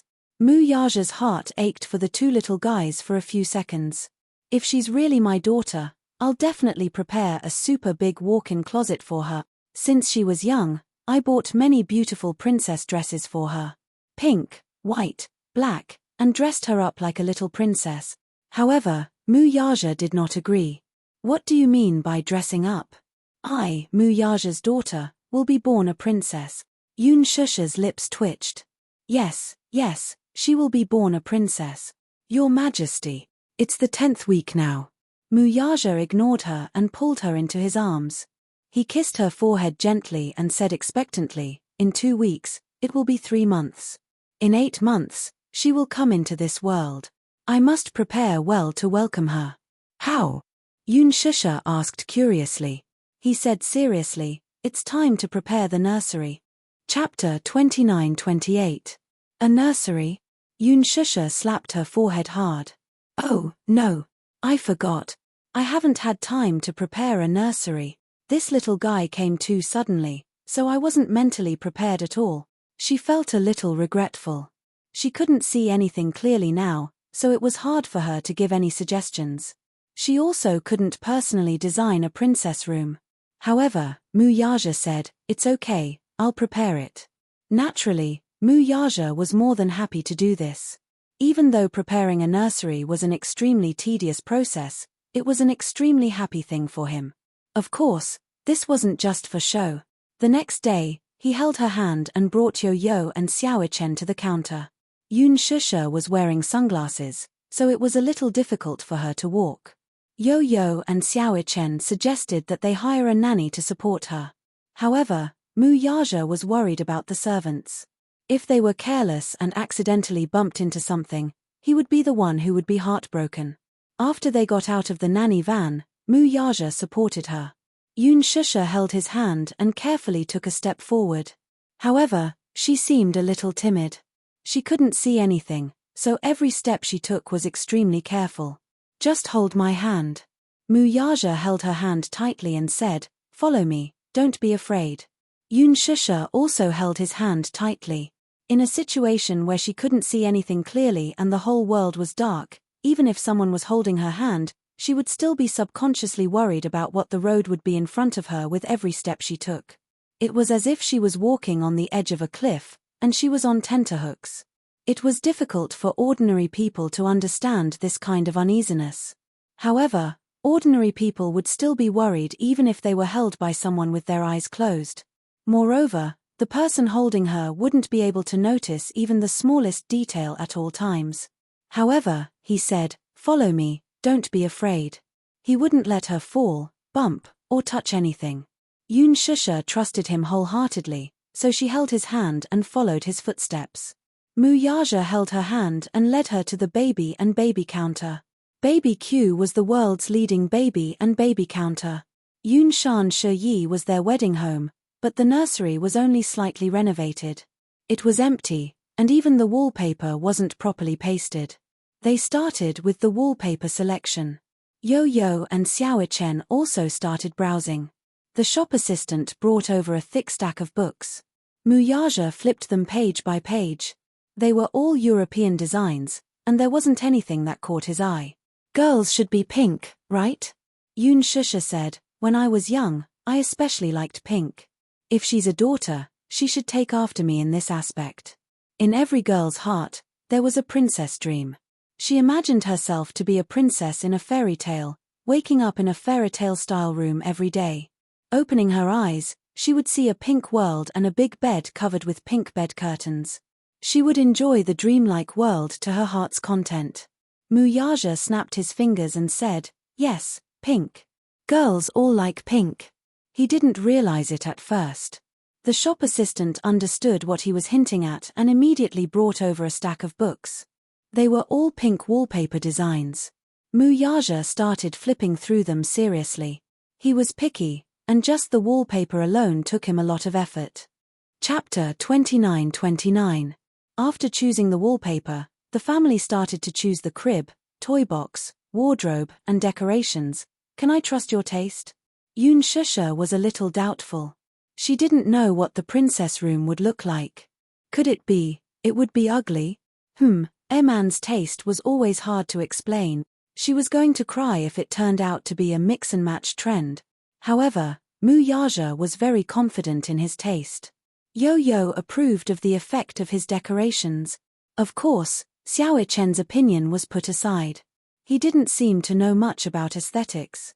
When asked, he said innocently, as long as little sister likes it. Yo-Yo couldn't help but complain, little sister isn't born yet. How do you know if she likes it or not? When Yun Shusha heard this, she couldn't help but complain, we haven't even confirmed whether it's a boy or a girl. How do you know it's going to be a little sister? Oh, you're right. Yo-Yo suddenly clenched her fists and said, what if she gives birth to a little brother? When Muyaja and Xiao-Chen heard this, they were stunned for a few seconds. Yo-Yo said meekly, I hope it's a little sister too, but what if it's not? Maybe, things won't go according to our wishes. Muyaja and Xiao-Chen's expressions darkened.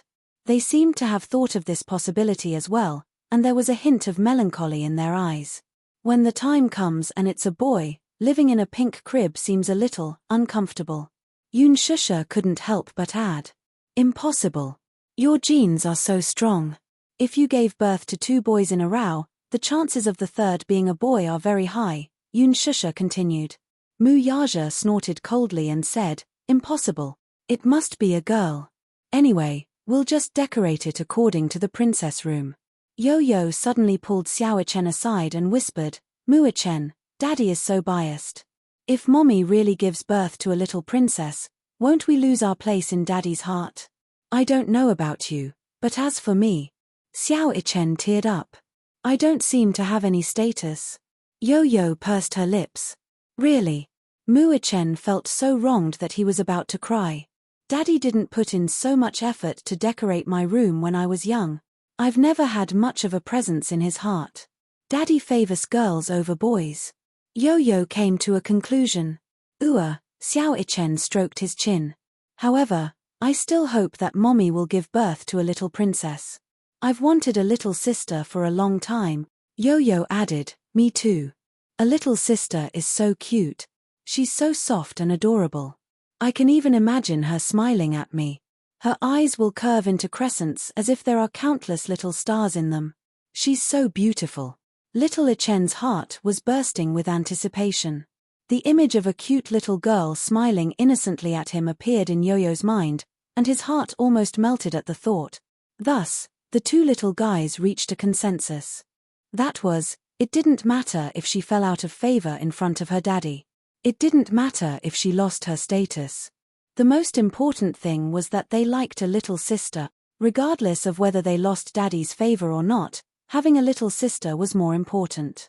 Is liking a daughter a hereditary trait? Yo-Yo thought about it seriously. If it were me, I would also like a daughter more. Chapter 29-30. Yo-Yo giggled, amused by him. Under the combined efforts of the father and son, the princess room was quickly decorated. The walnut flooring was redone, pink wall coverings, white solid wood crib, dreamy bed curtains, and a beautiful crystal chandelier.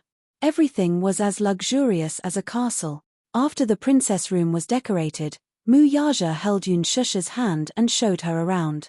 Even though she couldn't see anything, Muyaja was extremely excited as he explained everything to her step by step.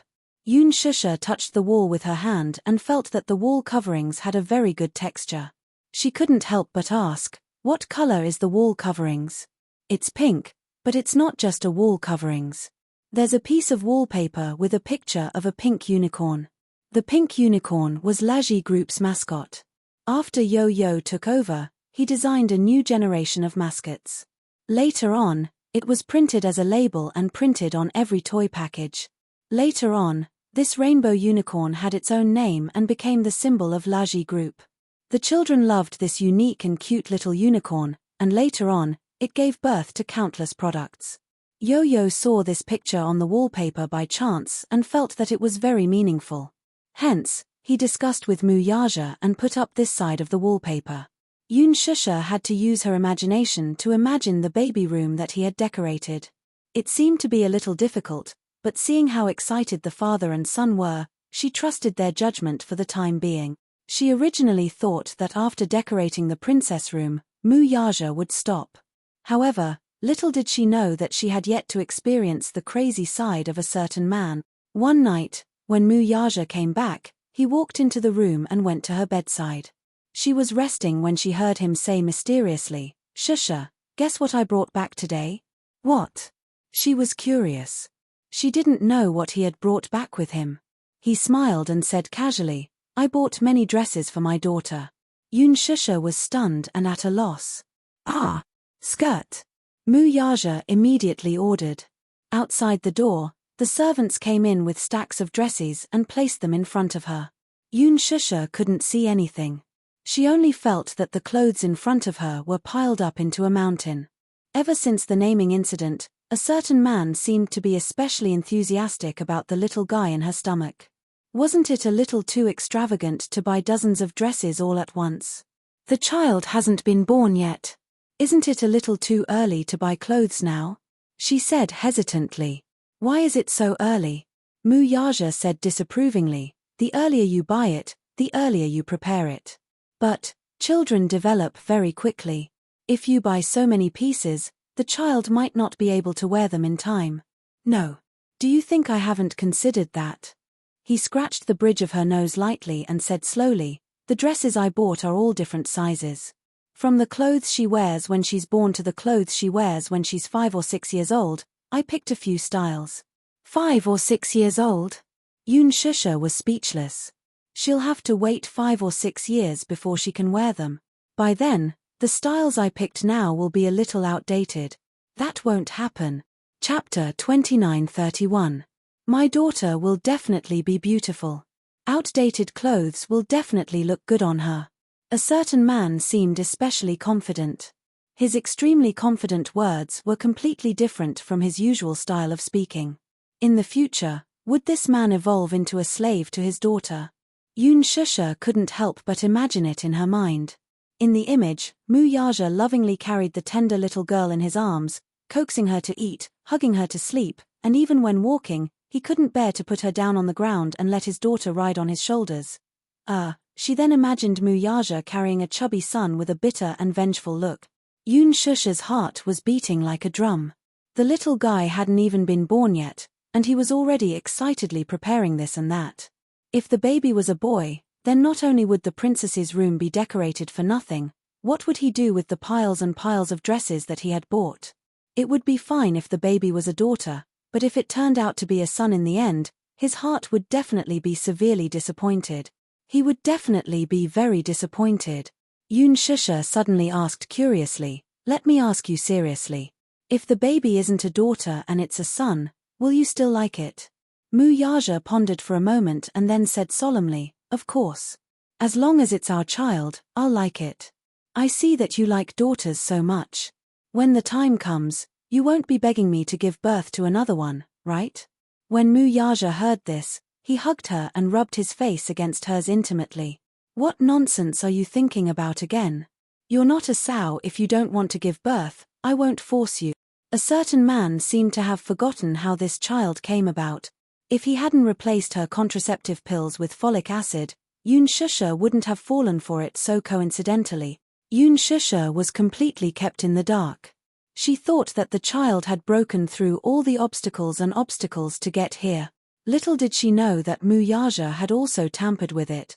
Oh, by the way, we have to go for a prenatal checkup soon. Yoon Shusha gently touched her belly and complained, recently, I seem to like sleeping a lot. My vomiting has slowly subsided, but I get hungry easily in the middle of the night. I want to eat something, but I don't know if I can eat it. Of course you can. Mu Yaja said, I've asked the doctor. He said that I can have some snacks. There are some biscuits and bread at home. When you are hungry, you can eat some biscuits. Yoon Shusha couldn't help but silently criticize her. If she ate and slept every day, would she lose control of her body shape after giving birth? She heard that many pregnant women lost their figures after giving birth. When she gave birth to Yo-Yo and Muachen, she was only 18 years old. She was still young, so she maintained her figure very well. But now, she was in her 20s. No matter what, she was still a little worried about this. Mu Yaja glanced at her and couldn't help but make up a story. Why? Are you afraid that you'll gain weight if you eat too much? When Yoon Shusha heard this, she bit her lip in embarrassment. What if I lose my figure? It'll be a nightmare to gain 15 kilograms all of a sudden. It's okay. You're so thin now. Take advantage of your pregnancy and gain some weight. He felt that she was too thin. Chapter 29:32. Especially a while ago, when she didn't eat or drink, her nutrition couldn't keep up and she lost a lot of weight. His heart ached terribly. In the end, she was still worried about whether she would gain weight. If I really eat until I become a big fat person, won't you despise me? The man said matter-of-factly, I can't do anything about it. We're already an old married couple. Would I still care about whether you're fat or not? Yoon Shusha was quite taken aback. All right, I'm just teasing you.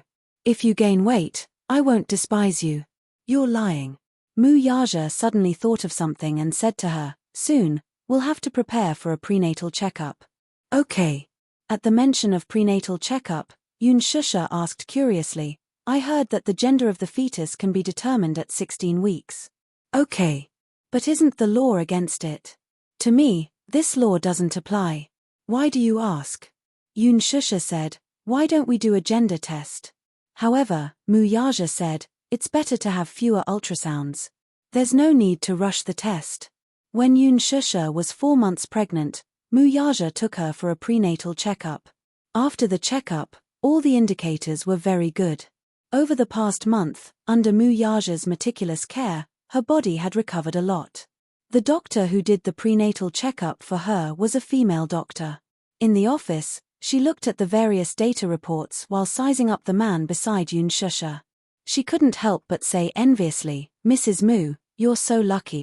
Every time you do a prenatal checkup, President Mu follows you around and does it himself. You're so lucky to have such a considerate and gentle husband who dotes on you so much.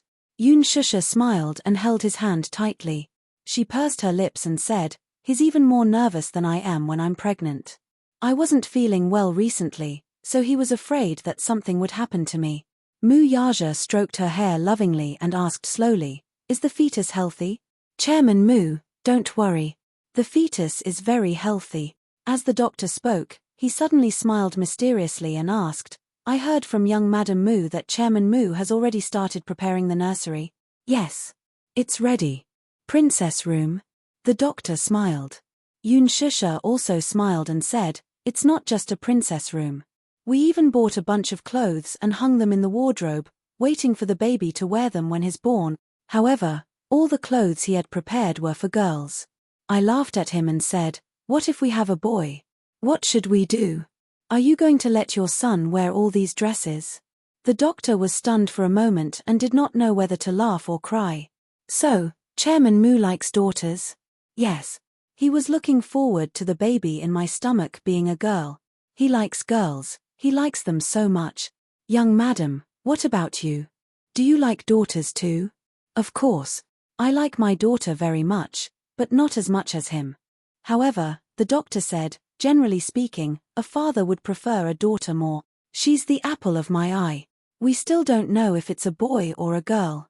Chapter 29:33. Pausing for a moment, the doctor continued, but now it seems like this is probably telepathy. It's fate. Yoon Shusha smiled. Then, she seemed to have realized something.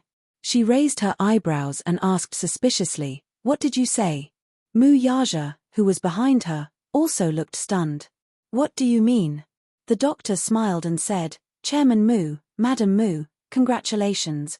You have a little princess in your tummy. Chairman Mu, you have a daughter." Mu Yaja was in a daze for a long while before he finally regained his senses. He couldn't care less about being reserved. He looked at Yoon Shusha in surprise and asked again, "It's really a girl?" "Yes." The ultrasound confirmed that it's a girl. The accuracy of the ultrasound is very high. Generally speaking, it can be 100% confirmed. Chairman Mu, congratulations. The princess room was prepared correctly. Mu Yaja's nervous expression finally relaxed. His eyebrows were raised high in excitement. He was so happy that he didn't know what to do.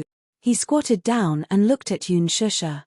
Holding her shoulders, he was so happy that he almost lost control of his emotions. "Shusha, we have a daughter." Yes. Yoon Shusha was happy for him, too. Even though she could not see the expression on his face, she could imagine how happy he was just by hearing the slight tremble in his voice due to the sudden happiness he was feeling right now. Mu Yaja was so happy that he couldn't control himself. He hugged her and lifted her into his arms. Ignoring the fact that there were outsiders around, he carried her and spun her around a few times. Yoon Shusha was so shocked that she hugged his shoulders nervously. She said reproachfully, "You scared me. Shusha, I'm so happy. I can't believe that this is real." Mu Yaja hugged the back of her head. His thin lips couldn't help but curve into a gentle smile. He thought about how soon the child would be born and he would be able to carry a little princess. His mood was like a hydrogen balloon that wanted to fly into the sky. "Put me down." She was bashful and embarrassed as she lightly punched his shoulder. "It's so ugly. At least be a little more reserved." The doctor laughed and said, "I've been in the obstetrics and gynecology department for so many years, and I've seen many such scenes. Many new stay-at-home fathers can't help themselves. Young madam, you don't have to feel embarrassed." Mu Yaja put her down and couldn't help but hug her, kissing her again and again. "Shusha, you've worked hard. All right. I know you're happy." She paused for a moment and said playfully, "Congratulations, Mr. Mu. You're going to be a father again, and this time it's a daughter. He has both a son and a daughter, which is enough to be called good." As she spoke, she reached out her hand and gently caressed his face. Her fingertips accidentally touched his eyelids and touched a trace of wetness. She couldn't help but be startled, and her heart twitched. "Thank you. Thank you for pulling yourself together for me and our child." His throat actually felt like it was choked up. Yoon Shusha widened her eyes in a daze. However, she heard him say in a low voice, "Did you know? I almost thought that I was going to lose you." As Mu Yaja spoke, he held her hand and gently kissed her fingertips. Because of this great happiness and excitement, his eyes couldn't help but redden. There was the joy of regaining what he had lost. The happiness of surviving a disaster. Hearing his extremely tense voice, Yoon Shusha's eyes also welled up with tears. Chapter 29:34. During the period when Jiyu Xingze left her, she was immersed in immense guilt and pain, so much so that she neglected his feelings for a while. At that time, she was in a muddle-headed state. She guarded the pain in her heart day and night, constantly licking her wound. Little did she know that he was also carefully protecting her. Every time she woke up from a nightmare, he was always by her bedside, busy comforting her, wiping away her cold sweat, and coaxing her to sleep. When she was at her lowest point, he was holding the bowl, coaxing her over and over again, lying to her and coaxing her to eat. She could not see how nervous he was. But sometimes, when she was half awake, she could feel that he was by her bedside, gently holding her hand, unwilling to let go. She did not know about his suffering, much less his pain. He was not good with words, much less expressing himself. Her man was an extremely introverted man. His emotions were hidden deep in his heart. During that period of time, he was also suffering. He did not know how to share her pain, nor did he know how to bring her out of that shadow. He was a man who got jealous easily. In the past, she could not even mention Ji Yuxing's name. But at that time, she was watching Ji Yuxing's videotape and sat there in a daze for the whole afternoon. He watched from the side, feeling helpless and heartbroken.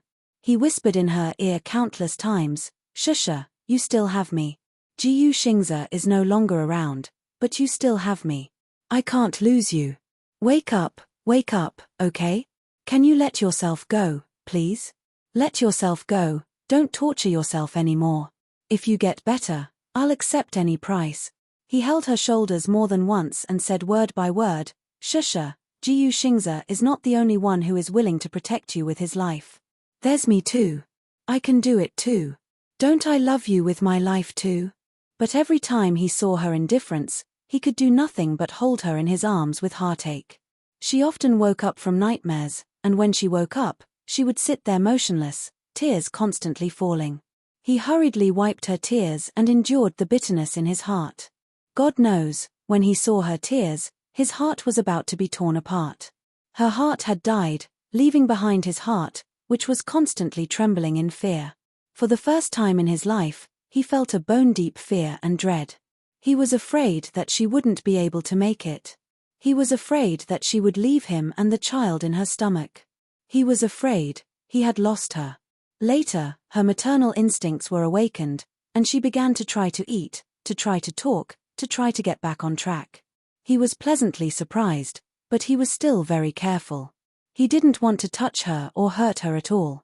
He didn't dare to be too happy. He was afraid that God would be jealous of him and take revenge on him. Once his dream was shattered, he would lose everything. He carefully guarded her and protected her. He was worried about her being in the hospital, so he brought her back to Yunshan Shiyi to nurse her pregnancy. The time she spent nurturing her fetus was the happiest time of her life. Chapter 29:35. Yun Shusha suddenly recalled that there were times when she wanted to eat cherries in the middle of the night. He and Gong Jie had searched through half of the capital before he found them and brought them back. However, she had lost her appetite and didn't eat a single one. He coaxed her to eat one or two before coaxing her back to sleep.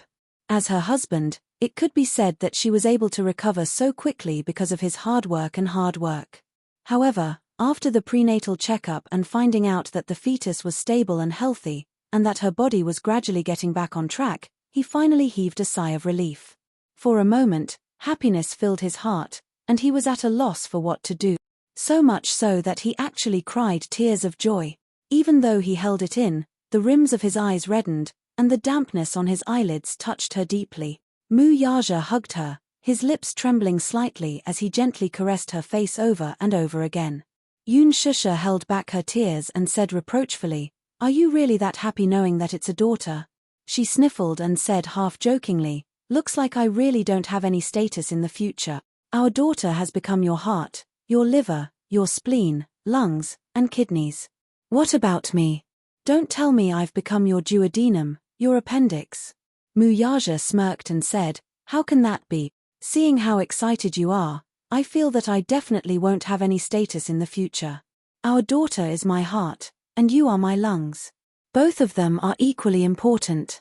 The lungs don't seem to be as important as the heart." Yun Shusha deliberately fussed with him. "Look, our daughter is like a heart. Without our daughter, will your heart not be able to beat?" Upon hearing this, Mu Yaja laughed. Thinking that she was jealous, he couldn't help but laugh. "You're even jealous of your own daughter. Can't I be? Do you have a problem with that?" Sure. Mu Yaja held her face lovingly and looked at her delicate face lovingly. He smiled gently and said, "But without you, I can't even breathe." Yun Shusha was stunned. She was deeply moved by his incomparably sincere words.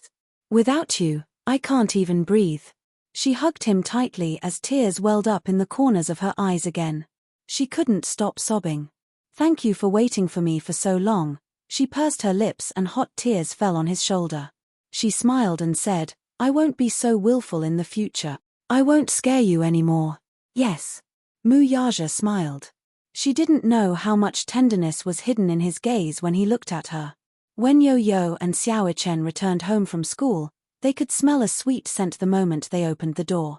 When Xiao Chen smelled it, he almost drooled. He sniffed greedily for a long time, and his eyes lit up. "Wow. It smells so good." Yo-Yo smelled it and said, "This is the aroma of cake. Is it some important festival? Or is it someone's birthday?" He thought about it and realized that no one in the family was celebrating their birthday. The two little guys squeezed into the dining room one after the other. They saw Yun Shusha sitting at the dining table with her hands supporting her cheeks. There were several delicious dishes in front of her, and in the middle was a 12-inch cake. It was sweet and tempting. Wow! Xiao Ichen wiped his saliva. He was already famished when he returned home from school. When he saw this sumptuous scene, he was undoubtedly salivating. "You're back." Chapter 2936. Yo-Yo and Xiao Chen looked at each other and asked curiously, "Mommy, what's the occasion today? Why did you make a cake? Do you want to know?" Yun Shusha smiled mysteriously but deliberately didn't say anything. Mu Yaja walked out of the kitchen with a jug of fruit juice and an apron around his waist.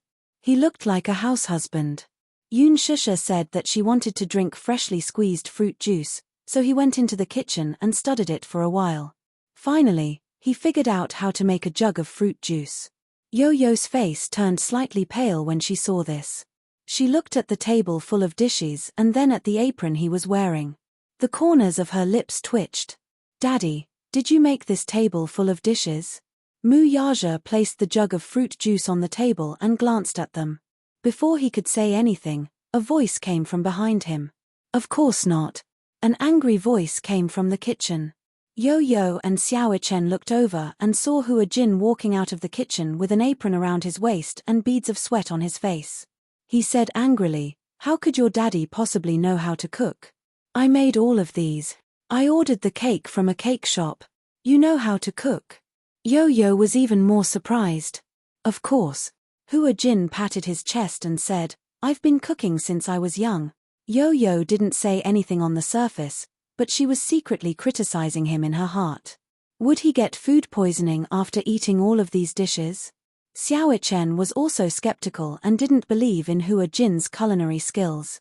Yo-Yo said, "Mommy hasn't answered me yet. What kind of occasion is it today?" She even invited brother Hua Jin over. Hua Jin felt even more wronged when he heard this. "Why? Can't I be a guest if it's not an important occasion?" Yo-Yo chuckled and stuck out her tongue. Hua Jin continued, "Also, you should change the way you address me. Call me uncle." "Uncle." "All right. Yo-Yo, Xiao Chen, it's time to eat. Go wash your hands quickly. I'll tell you the good news after you're done washing your hands." When Yo-Yo and Xiao Chen heard that it was good news, they didn't hesitate and immediately ran into the bathroom. When they returned to the dining room after washing their hands, Hua and Mu Yaja were already seated at the table. By the time they were done washing their hands, they returned to the dining room table. The two little lads sat down and asked eagerly, "Mommy, it's time for you to answer us, isn't it? What's the good news?" Mu Yaja and Yun Shusha looked at each other. The former was smug while the latter was a little shy. Under Yo-Yo and Xiao Ichen's curious gazes, the man leaned forward and said mysteriously, "You're going to be older brothers." Yo-Yo didn't think much of it when she heard this. "Is this the good news? We knew it a long time ago." Yun Shusha said angrily, "Stop teasing them." Mu Yaja put his arm around her shoulders and smiled. Then he said to Yo-Yo and Xiao Chen, "Congratulations, you're going to have a younger sister. Don't you think this is something worth celebrating?" Younger sister. Yo-Yo and Xiao Chen were stunned for a moment. Xiao Chen was the first to react. He straightened his neck in excitement and said in surprise, "Really? Daddy, how did you know?" Yo-Yo looked at Mu Yaja strangely from the corner of her eyes. She was a little doubtful. "That's right, That's right. Daddy, how did you know? Don't tease us. You're making us happy for nothing. Muyaja raised his eyebrows and deliberately kept them in suspense. Chapter 29:37. Yoon Shusha smiled and continued, Today, Mommy went to the hospital for a prenatal checkup. The doctor told us after we did an ultrasound. He said that I'm carrying a little princess in my stomach. Aren't you going to be older brothers? When Xiao Chen heard this, he was so excited that his eyebrows danced. Wow. Really? Oh my God. It's really a little sister. Is my dream finally going to come true? Don't get so excited. Yo-Yo patted his shoulder and pretended to be calm. Are the ultrasound results accurate? I heard that some ultrasound results may not be accurate. Of course it's accurate. Silly. Muyaja glared at him and asked, Are you saying that you prefer a little brother to a little sister? No, Yo-Yo instinctively insisted, I prefer a little sister. But the surprise came too suddenly. Yo-Yo looked at Yoon Shusha's face, which was brimming with happiness. Then, he looked at Muyaja and Hua Jin's faces, which were also filled with surprise. He finally believed it. However, compared to Xiao Chen, the way he expressed his surprise was very restrained, just like Muyaja. He pretended to be calm as he held his drink and tried to take a sip of juice to calm himself down. However, after drinking half the glass, he still couldn't suppress the ecstasy in his heart. He placed the glass on the table and looked extremely touched. The whole world suddenly bloomed with flowers and fireworks. He was in an extremely good mood. I have a little sister. Yo-Yo clutched his chest. There, his heart was beating rapidly. He was touch. So touch. This was great news. Xiao Chen also said excitedly, How long do I have to wait before I can hold my cute little sister? Why are you even more anxious than your daddy? Hua Jin smiled and looked at him. Wait a little longer. It'll take at least 6 months. Yo-Yo was much more attentive than Xiao Chen. He suddenly asked anxiously, Mommy, since you've done the prenatal checkup, how's the baby? Yoon Shusha couldn't hide her excitement and said, It's very stable. Your sister is developing very well in my stomach. Very healthy. The doctor said that she will definitely be a smart little princess. The huge rock hanging in Yo-Yo's heart finally fell to the ground. He smiled with relief. It doesn't matter if it's a boy or a girl, as long as it's healthy and safe. He had always been sensible. Even though he yearned for his mommy to give birth to a younger sister, as an older brother, he would definitely dote on this younger sister. But some time ago, mommy's health was terrible. He either went on a hunger strike or went blind. During that period of time, he felt as if the sky was about to collapse. Later on, he brought her home to nurse her back to health. Daddy pushed away a lot of work and took good care of her. The whole family was on tenterhooks, afraid that something would happen to the child in her stomach and bring another blow to mommy. However, now that the prenatal checkup was done and the baby was doing well, he was completely relieved. Today is really a good day to celebrate. Hua Jin poured fruit juice for everyone and took the lead to raise his goblet. He said encouragingly, Shouldn't we toast to celebrate? Okay. Muyaja nodded. Yoon Shusha smiled and reached out to touch the goblet. When Muyaja saw this, he thoughtfully pushed the goblet to her. She held it firmly and raised it carefully. She smiled sweetly and said, Cheers. Cheers. Everyone raised their goblets in unison and clinked them gently with hers, making a pleasant clinking sound. Cheers. Everyone cheered in unison. Muyaja was especially happy. He drank the fruit juice in one gulp. Yo-Yo also drank the fruit juice in his goblet. When no one was paying attention to him, he gently reached out and quickly wiped the tears from the corners of his eyes. Beside him, Xiao Chen's sharp eyes noticed this and couldn't help but hug his shoulders emotionally.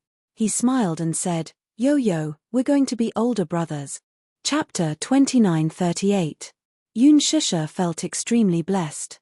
Especially when she heard the sounds of the two little guys dancing around her and blowing out the candles.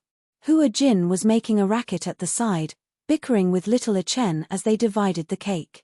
Yu, on the other hand, was pestering her, asking if she had thought of a name for his sister. A name?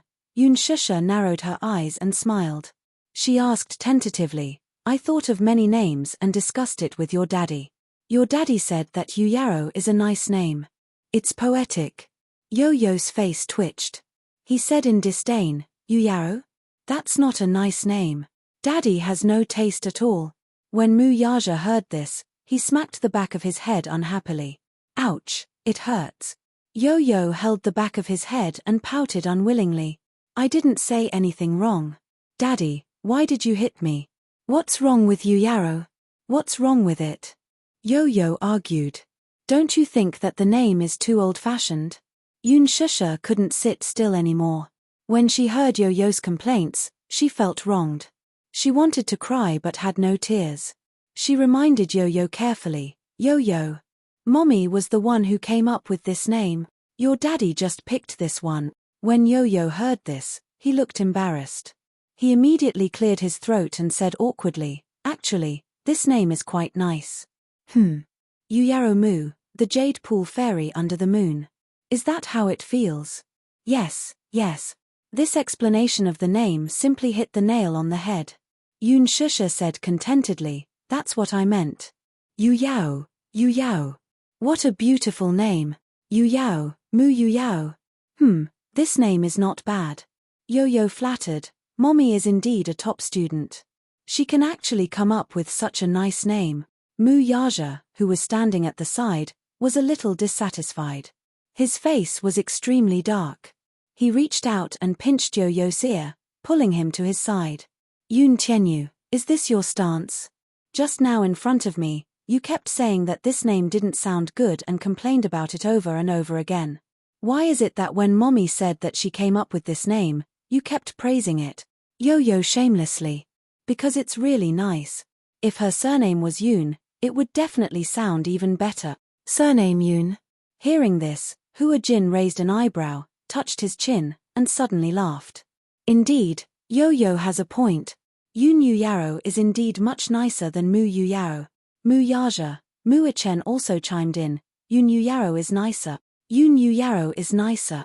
Alright, let little sister take Mommy's surname. Hearing this, Yo-Yo chuckled and said half-jokingly, Daddy will be heartbroken and can't bear to. If little sister's surname is Mu, Daddy may not be willing. No. Muyaja, however, said, Yun is fine too. He lowered his gaze and looked lovingly at Yunshusha's slightly bulging belly. He smiled and said, whether her surname is Yun or Mu, she's still my daughter. Wow.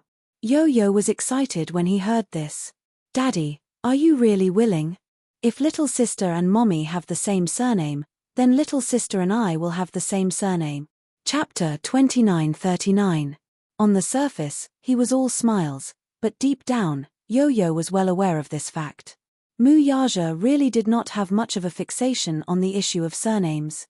Back then, when he officially announced Yo-Yo's identity to the public, he did not say that he would change Yo-Yo's surname.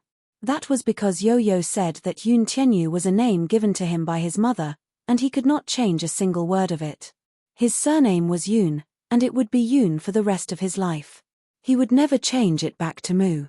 Muyaja knew how stubborn he was, so he naturally would not insist on it. However, Yo-Yo did not expect his father to not have much of a fixation on his sister's surname, either. So, it's decided then? Yunshusha smiled and sought his opinion. Yun Yuyao? I think it sounds good, too. All right. What's important is that you think it sounds good. Yo-Yo and Xiaochen were caught off guard and were fed a mouthful of food. Daddy, Mommy, is it really okay to torture us like this? They are still children, can't you let them off? Let's eat the cake. Yo-Yo mercilessly interrupted the loving scene between the two and started to eat the cake. Hua Jin had already cut and distributed the cake. Yo-Yo placed the biggest piece in front of Yunshusha and smilingly said, Mommy, quickly eat. Tchem. Yunshusha reached out to feel for the cutlery. Yo-Yo considerately passed the cutlery to her and said reproachfully, Mommy, it's not convenient for you to eat. If you need anything, just tell me, and I'll get it for you. I can't always rely on you. Yunshusha continued, don't tell me that I can't see for the rest of my life and have to rely on you to serve me. It's only right for a son to serve Mommy. Yo-Yo emphasized. Besides, Who said that Mommy won't be able to see for the rest of her life? At the mention of this, Hua Jin furrowed his brows and asked worriedly, "Oh yeah, did the doctor say when the surgery will be decided?" The smile on Yun Shusha's face stiffened slightly. Mu Yaja glanced at him and frowned. Suddenly, he said, "The doctor said that if we do the surgery now, the medication might affect the fetus in the womb." Why? Hua Jin did not know that much. He only knew that if he lost his sight, he could have a cornea transplant as soon as possible so that he could regain his sight. Because during the surgery, some of the drugs used will have a certain degree of toxicity. During a pregnant woman's pregnancy, there were some drugs that had to be avoided at all costs. Otherwise, it would easily affect the normal development of the fetus. In serious cases, miscarriages and deformities were possible. Shusha wanted to protect the child. No matter what, even if she won't be able to see for the rest of her life, there's still me. Yun Shusha smiled and interlocked her fingers with his. Her smile was gentle. Hua Jin furrowed his brows, looking worried. He clenched his fists and said hesitantly, "A cornea donor should be something that can only be found by chance. I heard that there's a donor now, so we should be able to perform the surgery immediately." Mu Yaja was stunned for a moment. He looked up, and a strange look flashed across his face. He looked at Hua Jin deeply and thought about it for a while. Suddenly, he asked, "How do you know that there's a cornea donor now?" Hua Jin wanted to say something but stopped. He glanced at Yun Shusha but did not say anything in the end. He only said calmly, "I just heard about it." Mu Yaja smiled and said casually, "It's okay. There will always be a chance. Don't think too much." Hua Jin nodded absent-mindedly. Chapter 2940. After dinner, Yo-Yo and Xiao Chen helped Yun Shusha to go shopping. Mu Yaja and Hua Jin walked into the back garden one after the other. After a long silence, Mu Yaja suddenly stopped in his tracks and turned around. His deep gaze fell on him as he asked suspiciously, "When you mentioned the cornea donor just now, were you referring to the cornea donor Jiyu Xingzi donated?" Hua Jin looked at him and was a little surprised. "You know about this?" "Yes, I know." Mu Yaja nodded. "Qin Ju talked to me about this matter. Back then, when Qin Ju was packing up Jiyu Xingzi's belongings, he found a few volunteer forms that Jiyu Xingzi had filled out personally. It was a volunteer form for organ donation. Qin Ju could not help but be a little surprised. He did not know when Jiyu Xingzi had signed this volunteer form. In addition to the liver and kidney, it also included a pair of corneas. Jiyu Xingzi's corneas. Initially, Qin Ju could not bear to see Jiyu Xingzi leave this world in one piece. He could not bear to see Jiyu Xingzi's body being riddled with holes by those cold surgical machines after his death. Therefore, he had originally planned to burn these volunteer forms. However, in the end, he thought of Yun Shusha. If Jiyu Xingzi's organ donation could save other people's lives, wouldn't it be a special way to continue living in this world? Even if he left this world in one piece, he would only be burned to ashes in the end. If other patients were given a new lease of life because of his organ transplants, to Qin Ju, it was as if Jiyu Xingzi had also been reborn. Therefore, he took the volunteer forms and went to the hospital. Soon, the hospital dissected his body and removed the donated organs. Finally, they carefully removed his corneas. Qin Ju found Mu Yaja and gave him a suggestion. Before Xingzi was born, he filled in a few donation applications. One of them was a pair of corneas. But time is of the essence. Unless Shusha performs the surgery as soon as possible, I'm afraid there's no hope. Corneal transplantation was not as simple as it seemed.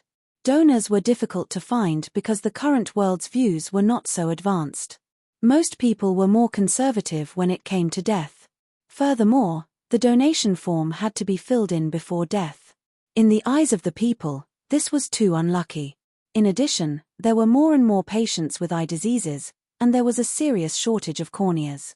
The reason why it was said to be a rare opportunity was that cornea transplants required a lot of time. Generally speaking, the cornea donor must be immediately stored in the preservation solution within 48 hours after removal and put into surgery as soon as possible. Other than a few large cities, other small cities did not have any eye banks to store them. Therefore, Once a cornea donor was found, surgery was needed immediately. Otherwise, the success rate of the surgery would be difficult to guarantee. Qin Ju hoped that he could use Xingzhe's cornea to restore Yun Shusha's sight. I think Xingzhe must be very willing to use his cornea in exchange for Shusha's sight, right? Shusha can also take Xingzhe's place and see this prosperous world, Qin Ju said. Mu Yaja frowned. It had been 8 hours since the cornea was removed. In other words, the surgery had to be performed as soon as possible. But Chapter 2941. Qin Ju was puzzled. Chairman Mu, what are you thinking about? Don't you know that this is the best opportunity? You have to know that cornea donors are hard to come by. In addition, there's a strict time limit. The surgery can't be carried out immediately after finding a cornea donor, or is it because this pair of corneas was removed from Xingzhe's eyes that you're upset about it? No. Mu Yaja smiled. He protected my woman. I have only respect and gratitude for him. I'm not so petty as to hold a grudge against a man who saved my woman's life. Qin Ju bit his lip. Then why don't you let Shusha undergo the transplant? The pressure and guilt caused by Jiyu Xingzhe's death has already crushed her. Mu Yaja sucked in a deep breath of cold air. She's pregnant now. The child in her belly is the only hope for her to pull herself together again. But if she undergoes the surgery now, the child will definitely be lost. If she's conscious, she won't bear to do it either. If the surgery is done without her knowing, she'll definitely break down if she finds out. The point is, I don't know how sad she'll be when she finds out one day that she can regain her sight because of Jiyu Xingzhe's cornea donor. Qin Ju was speechless for a moment. Mu Yaja looked at Qin Ju deeply. You should know that she won't be able to accept such a thing. He left the world because of her, yet he used his cornea to restore her sight. This is too heavy for her to bear. But Qin Ju was still a little hesitant. The doctor won't recommend the surgery if it's carried out immediately. Mu Yaja continued, she's not in a good mental state now. I'm afraid that it's dangerous. Qin Ju saw that Mu Yaja was persistent, so he gave up. Hua Jin was a little surprised when he heard this. You mean that the time limit of the cornea donor is tight? Once it's removed, the transplant must be carried out immediately. Before the surgery, we still need a day to prepare.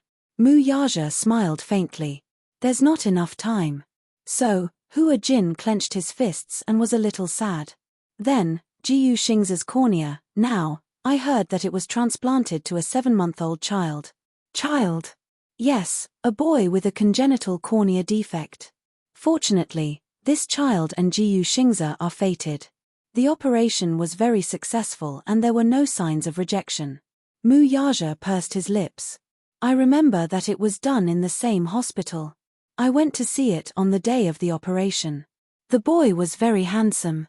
He was 6 months old and had a pair of beautiful peach blossom eyes. I heard that his name is Jing Yang. This child had a pair of beautiful big eyes. Before entering the operating theater, when he was preparing for work, he was still smiling with his eyes narrowed.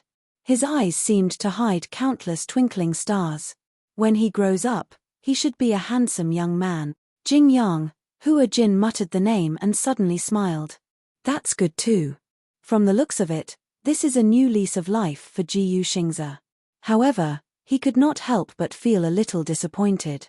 It was different from a person who was born blind.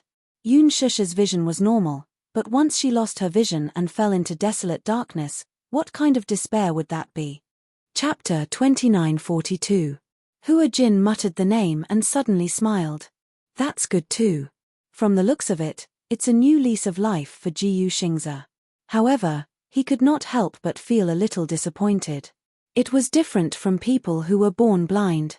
Yun Shusha's vision was normal, but once she lost her vision and fell into darkness, what kind of despair would that be?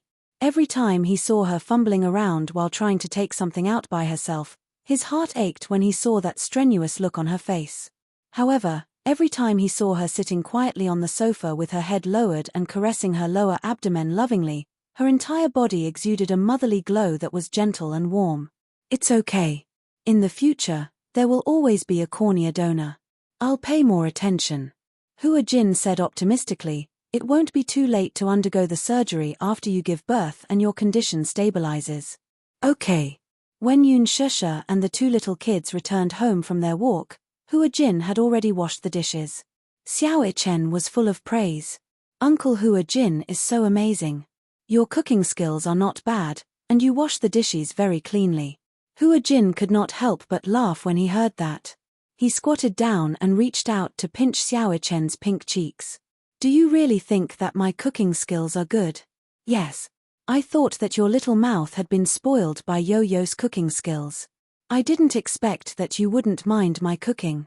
Hua Jin heaved a sigh of relief as if a heavy burden had been lifted from his shoulders. At the side, Yu said lightly, although the food you cook isn't that exquisite, it's still edible.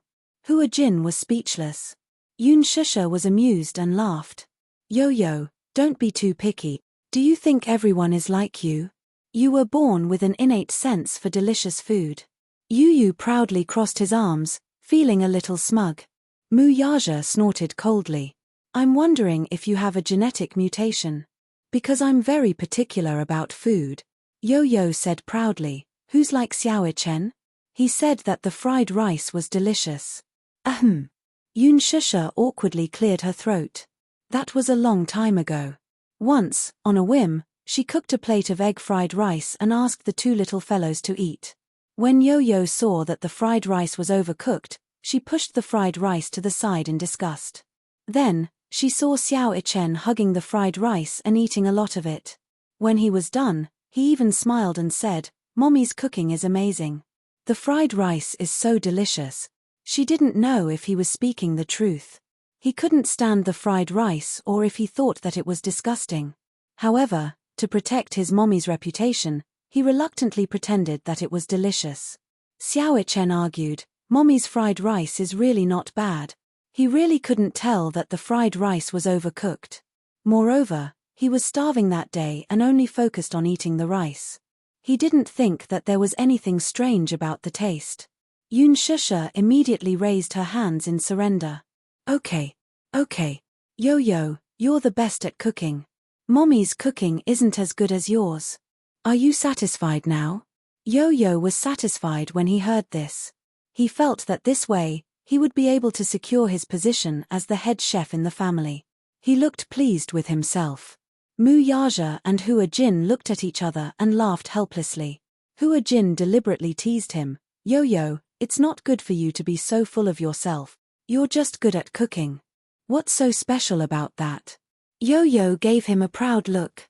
Chapter 2943. The next day, for some reason, Hua Jin went to the hospital to inquire about Jingyang's condition. He saw the child through the window in the general ward on the 4th floor. It had been more than half a month since the cornea transplant.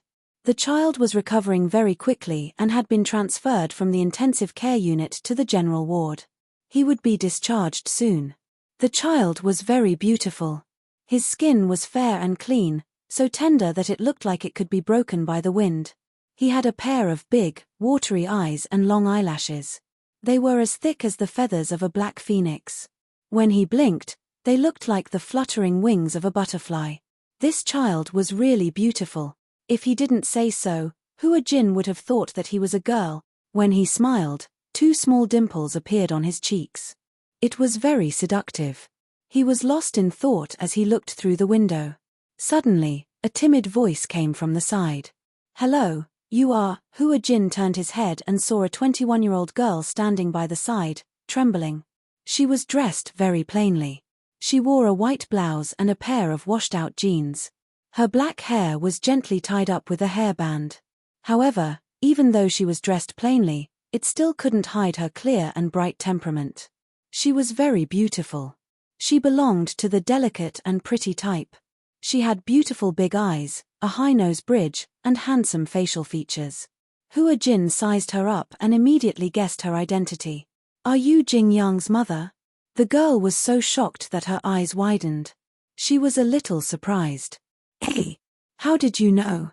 "Because your eyes look very similar, don't you?" The girl smiled and blushed shyly. She asked carefully, then, "Who are you?" She obviously didn't recognize him. It was obvious that she didn't pay much attention to the entertainment industry and didn't watch many entertainment programs and dramas. Hua Jin smiled faintly. I'm Jiyu Xingza's friend. Jiyu. Ah, the girl was so shocked that she covered her mouth like a frightened deer. Then, her eyes became wet. She pursed her lips and said gratefully, if you're Jiyu Xingza's friend, you must be a big star too. Yes. As Hua Jin spoke, he glanced through the window at the giraffe plushie lying on the hospital bed and smiled. I'm here to take a look at the child. Okay, please come in. The girl welcomed him into the ward enthusiastically. Hua Jin didn't stand on ceremony. He entered the ward and sat by the bed. After chatting for a while, Hua Jin found out her name. Jing Qi. A simple but pleasant name. Previously, Qin Ju had wanted to transplant Jiyu Xingza's cornea to Yun Shisha, but because she was pregnant, he could not do the surgery immediately. Hence, he found the child through the hospital. Jing Qi rushed to the hospital and understood the situation. When she heard that there was a cornea donor, she was excited but asked fearfully, how much is the surgery fee? About 40 to 50,000. When she heard this, her heart hung high, and she felt very uneasy for a moment. She couldn't afford that much money and was worried about how to gather the money. She didn't know who Jiyu Xingza was. She didn't usually watch television. She worked in the factory for 13 hours a day. Chapter 2944. Qin Ju learned about this situation. Coincidentally, Jiyu Xingza had a sum of money that was specially used for public welfare.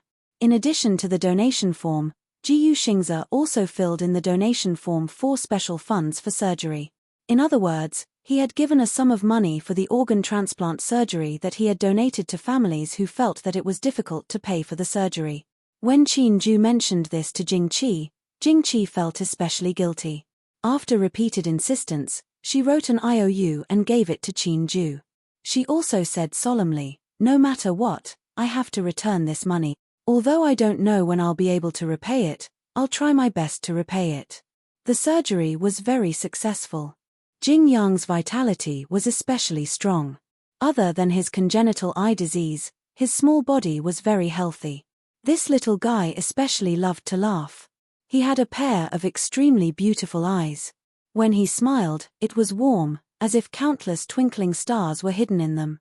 The moment the gauze was removed, the 7-month-old child let out a bell-like laugh when he saw the nurse's face.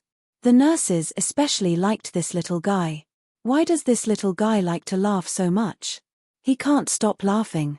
It's too funny. During the surgery, I didn't see him cry even when he was anesthetized. I heard from his mother that when he was born, he was different from other children. When other children come out, they cry loudly. What about him? When the nurse who delivered the baby patted his butt, he immediately laughed. That's really rare. Hua Jin looked at the boy who was being teased by the nurse and refused to let go of the doll. He could not help but raise his eyebrows. So cute. Thank you, Jing Qi said politely. She nervously fiddled with her palms and then said gratefully, I never dared to hope that the child could recover his vision. Because the cost of the surgery is too high. It costs tens of thousands. Our family can't afford so much money. Hua Jin could not help but feel a little strange. He looked around and saw that there was no one else in the ward except her. He could not help but ask curiously, where's your husband? Jing Qi was embarrassed for a moment and immediately said, he's quite busy and rarely has time to take care of us. Oh, I see. Seeing that she didn't want to talk about it, he didn't ask any more. After the child was born, we were diagnosed with an eye disease. We have been waiting for a cornea donor. But I didn't expect that I would be so lucky. The opportunity came so quickly that I didn't have time to prepare the surgery fees. However, 40 to 50,000 yuan was an astronomical figure for her. After 6 months of scrimping and saving, she only managed to save a little more than 10,000 yuan. She was already trying her best to save money. She couldn't possibly skimp on the child's expenses. She was worried that the child wouldn't develop well. Her monthly salary at the factory was more than 4,000 yuan. After deducting her expenses and the fact that she had a child, it was another large sum of expenses. She had worked so hard to save up that much. She had hoped that when she had a cornea donor, she would be able to save enough money for the surgery. But unexpectedly, 6 months later, there was news that suddenly came. After she received the call from the hospital, she didn't have time to think. She took a taxi to the hospital with the child and did a series of tests. Because if he missed it, he didn't know when the next opportunity would come. Chapter 29:45. At first, I was worried that the child was too young and did not have the conditions to undergo surgery. However, after the examination, the child could undergo surgery. I was hot-headed and thought that no matter what, I had to seize this opportunity, so I didn't think too much about it and signed it. Later, I realized that I was so flustered that I didn't consider the surgery fees. If it weren't for CEO Chin's care, perhaps, sigh. Are there very few cornea donors? Hua Jin suddenly asked curiously. Jing Qi was stunned and nodded. Yes, the supply and demand are very tight. After all, there are many people with eye diseases now, but there are very few donors. I heard that in the past, the source of corneas came from prisoners on death row in prison, but now the law doesn't allow it. Therefore, only those who voluntarily donate are very rare. Hua Jin was stunned. If it were my child, I would be willing to exchange my cornea for it. Of course. Jing Qi smiled. When the child was born, it was found that there was a problem with his eyes and he needed a cornea transplant. I asked if I could use my cornea, but the doctor said that this is not allowed by the law. It's illegal. Why? Because the cornea of a living person is not allowed to be donated. In other words, even if I was willing, the hospital has no right to perform such a surgery. Why? Hua Jin was a little agitated. Why is it illegal? Can't I donate it willingly? No, it's the same in other countries. Because it's very unfair to remove the cornea from a living person's eyes and use one person's light to exchange for another person's light. Hua Jin was stunned, and his heart clenched tightly. He had originally planned to wait until Yun Shusha could undergo surgery before secretly going to the hospital to remove his cornea in exchange for her light. He had asked around in the past and found out that one cornea could restore the light of 2 people. However, now that he learned from Jing Qi that living people could not donate their corneas, he could not help but feel disappointed. After leaving the ward, Hua Jin absent-mindedly stood at the entrance of the hospital. He hailed a cab and arrived at Yun Shan Shiyi. Yun Shusha had given him the key to Yun Shusha's house. When he opened the door and walked in quietly, he saw Yun Shusha holding a watering can and groping her way to the back garden. He followed her quietly, and saw how slowly she walked. Beside her, the servant followed her carefully, not daring to reach out to support her. She had a strong personality and wanted to do everything by herself. She would only seek help from the servants if it was a particularly difficult matter. Mu Yaja meticulously rearranged the furnishings in the house. The angular furniture was wrapped in soft cushions. It must have been hard on him to be so attentive, worrying that she would bump into something because she couldn't see. Therefore, the corners of the table, the corners of the wall, everything that had edges and corners, were covered with soft cushions. Even if he bumped into it, it wouldn't hurt. The servant saw him and was about to announce his arrival when Hua Jin immediately shushed her, indicating for her not to disturb him. She slowly moved to the door, kicked her toes, and stepped over the threshold. Only then did she reach the back garden unimpeded. She walked to the flower bed and carefully watered the Chinese roses. Chapter 29:46. Hua Jin walked to the door and saw her carefully holding onto the flowers and watering them nonchalantly. He walked over quietly, but before he could take a few steps, he alarmed the person who was carefully watering the flowers. "Who's there?" Yun Shusha turned her head and looked in the direction of the footsteps. Ever since her eyesight went bad, her other senses had become extremely sensitive, especially her hearing. Thus, she caught the subtle sound of the footsteps in an instant. Hua Jin stopped in his tracks but didn't say anything. Just as the servant was about to speak, Hua Jin immediately put a finger to his lips and motioned for her not to make a sound. Yun Shusha raised her eyebrows. She immediately guessed that the person who came must be playing a game of identifying people. She curled her lips and narrowed her eyes as she smiled. "Hua Jin, stop fooling around." Hua Jin widened his eyes in surprise. He smiled as he walked to her side and squatted down nimbly. How did you know it was me? Your footsteps are so heavy. It can't be Yo-Yo or Xiao Chen. Other than him, you're the only one who can enter and leave this manor at will. After pausing for a moment, Yun Shusha smiled faintly. However, he's not like you. He doesn't know how to play such a boring game.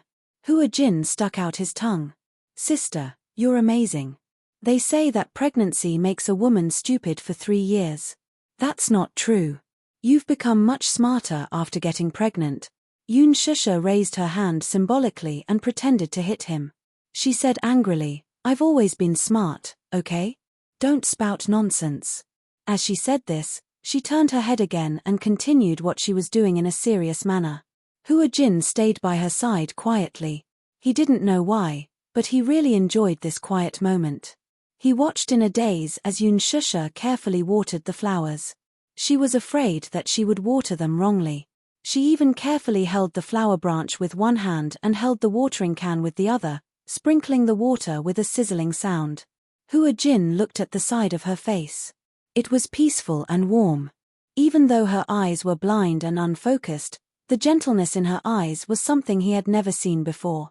Ever since that incident, due to her pregnancy and poor eyesight, she had stopped all her work and quietly stayed at home to nurse her pregnancy. Other than work, he would come here to accompany her.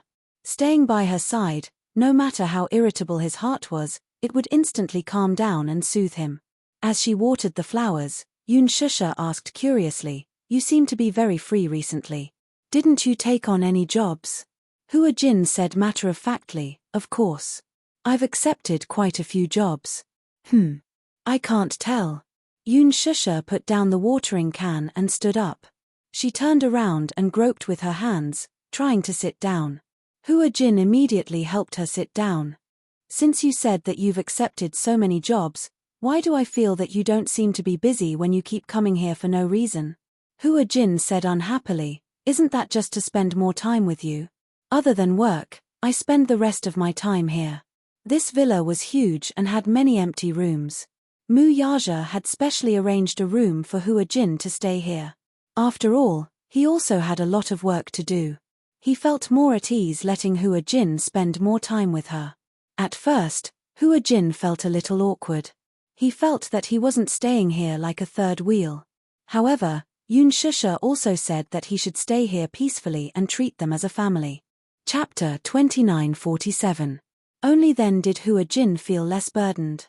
Usually, when he was busy with work, Hua Jin would stay in a nearby hotel. When he was free, he would stay at Yun Shan Shiyi to accompany her. Yun Shusha smiled contentedly. Should I be touched? You should be touched. In order to accompany you, I pushed away a lot of work. As Hua Jin spoke, he covered the back of her hand. Didn't I say before that if you can't see, I'll be your eyes? Yes, I remember.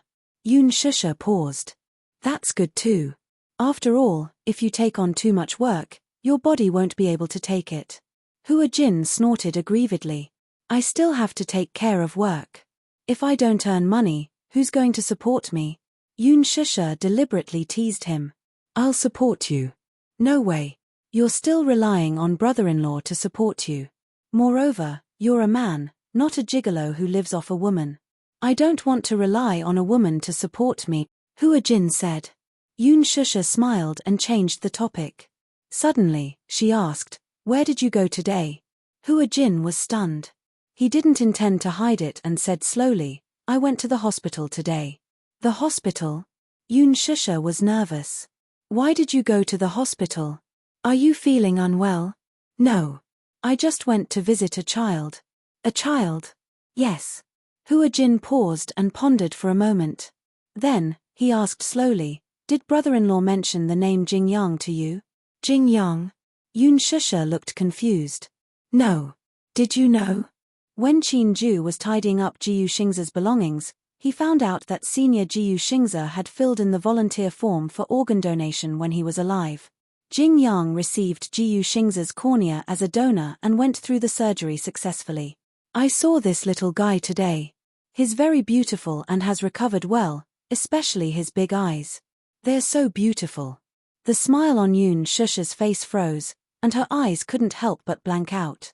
Hua Jin saw her expression and suddenly became nervous. What's wrong? Sister, it's been so long. You should let go of Senior Xingzi, right? Ever since that incident, everyone has kept the words Gu Xingzi a secret. Although I feel that there are too many regrets, we can't always be obsessed with the past, right? Yoon Shusha's pupils dilated. Hua Jin held her hand tightly. His handsome brows furrowed slightly as he said with heartache, "Let it go. Is that okay? Even though I know that you can't be so free and easy, it might be a little difficult. However, no matter what, you have to face it. The person who is no longer here is no longer here. The reason why I mentioned this child to you is because I want you to know that although Senior Xingzi is no longer here, he has obtained a new life in this world in another way." Hua Jin. Yoon Shusha held his hand and calmly reassured him.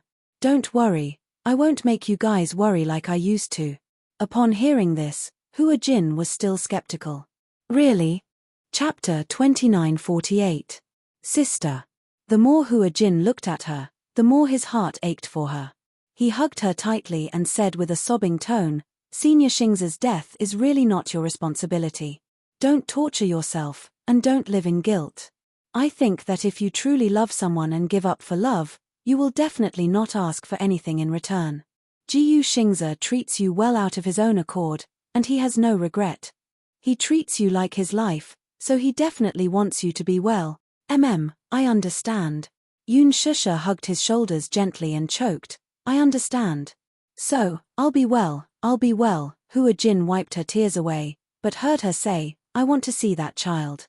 Seeing that he was silent, Yoon Shusha pleaded, "Just once is good. I want to see him. I can take you to see him, but you have to wait until tomorrow at least." Hua Jin explained, "When I left the hospital, the child was already asleep. After all, he's only 7 months old and needs to rest well." Yoon Shusha nodded. The next day, Hua Jin turned down an interview and brought her to the hospital. When they arrived at the ward, Jing Qi was not in. Hua Jin guessed that she was probably going through the discharge procedures. Jing Qi said that the child had recovered very well, so there was no need for him to stay in the hospital any longer. Every day he stayed in the hospital would be a day's worth of expenses. The doctor had already hinted that the child could be discharged, so she planned to go through the discharge procedures as soon as possible. Pushing open the door of the ward, Hua Jin held her hand and walked in quietly. On the hospital bed, the child's eyes were wide open. He blinked and looked at the world curiously. Hua Jin had specially brought a gift for the little guy this time, a pink unicorn plush toy from Leji. Approaching the bed, Hua Jin helped Yoon Shusha sit down. He leaned over to look at the little guy and said gently, "Uncle is here to see you again. Are you surprised?" "Yaya," the child stretched out his hand and pointed a tender finger at him, his eyes wide open in curiosity. Hua Jin gave him a thumbs up, and then placed the unicorn beside him. Yo-Yo's unicorn was not big. It was a medium-sized unicorn.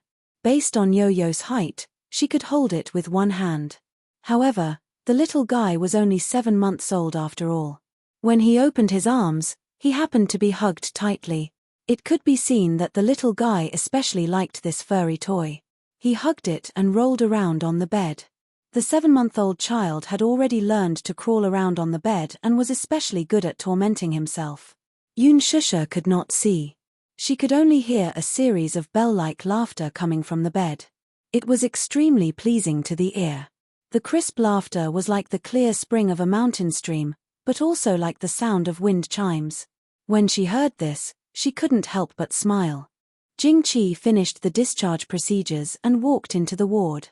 When she saw that it was Hua Jin, she was about to smile. However, when she saw the unfamiliar person sitting by the window, she was stunned. Although she looked unfamiliar, when she looked carefully, she felt that she was familiar, as if she had seen her somewhere before. She suddenly recalled that she seemed to have seen this woman in an advertisement when she was at the bus stop. The endorsement was for a high-end cosmetics brand. This cosmetics brand was especially expensive. When she was shopping in the mall, she had seen this counter in the cosmetics area on the first floor. On the counter, there was also a poster of this woman. Chapter 2949. Her name was Yoon Shusha. However, at this moment, she wasn't wearing elegant makeup like in the pictures. Instead, she was barefaced. When she left the house, she had only washed her face. Hua Jin saw that the sun was very strong today, so he dragged her back and applied sunscreen on her. Hence, he didn't recognize her at first glance. After the makeup, there was still an obvious difference, but it didn't detract from her beauty at all. Sorry to disturb you again. When Hua Jin saw her, he immediately stood up and greeted her politely. Not at all. I'm very grateful that you could come and visit Yang Yang. Jing Qi glanced at the little guy on the bed who was hugging a toy. She immediately guessed who had given him the toy. Hello. Yoon Shusha also greeted her. Are you Jing Yang's mother? Yes. Can I carry the little guy? Yoon Shusha asked with a gentle smile. Although Jing Qi found it strange, she didn't stop her. Instead, she smiled and said, okay, but be careful. This little guy is still a little heavy. Hua Jin carried Jing Yang to Yoon Shusha. Yoon Shusha reached out and hugged the little guy. Seeing that she couldn't see, Jing Qi was slightly surprised. She opened her mouth, but didn't ask anything. The little guy was in Yoon Shusha's arms, but surprisingly, he didn't feel shy. He only opened his eyes wide and looked at her curiously. His two little hands were probing. First, he touched her hair.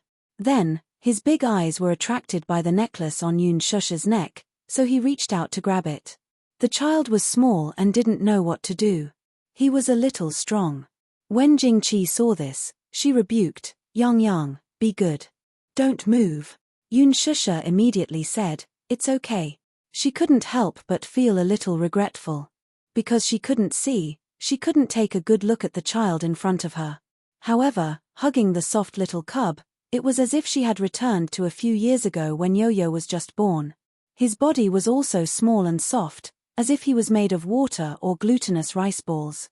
It was as if he could be flattened and rounded at will. She hugged him carefully.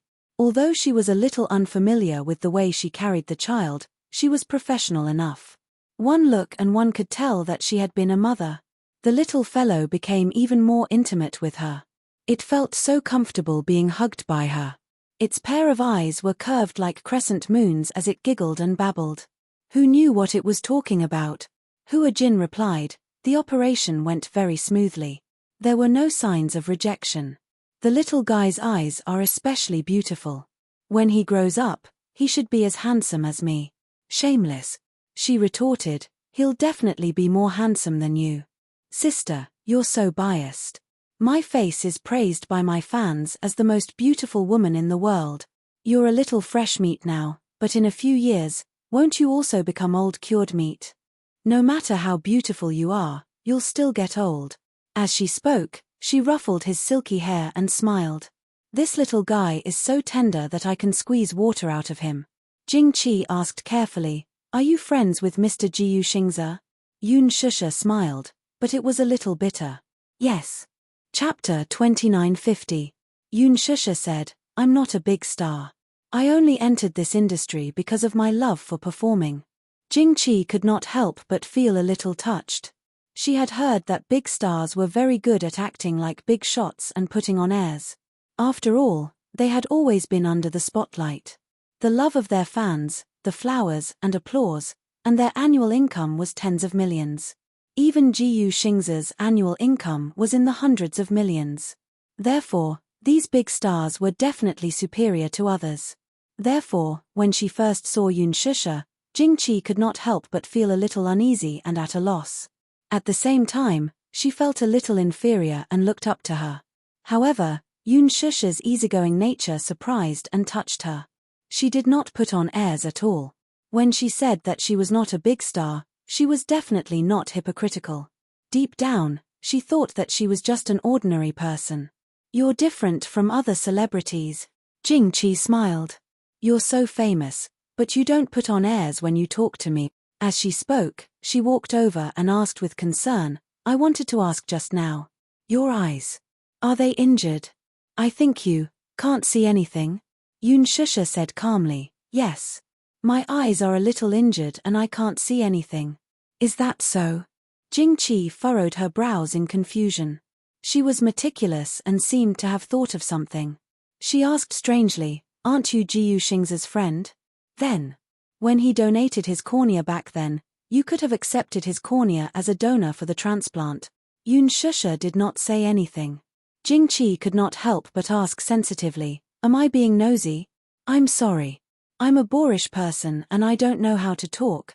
Sometimes, it's clearly a sentence of concern, but when it comes out of my mouth, it doesn't sound good. It's a little harsh. Don't take it to heart. If I'm being nosy, I won't ask." "No," Yun Shusha said lightly, "I can't undergo the surgery now because I'm pregnant. If I undergo the surgery, it won't be good for the fetus. I want to protect the child. Let's put the matter of my eyes aside for now." "I see. So that's how it is." She cursed silently in her heart. This beautiful superstar should be very good friends with Jiyu Xingza. This was because when she saw Yun Shusha holding the child, the look in her eyes was not just pure love.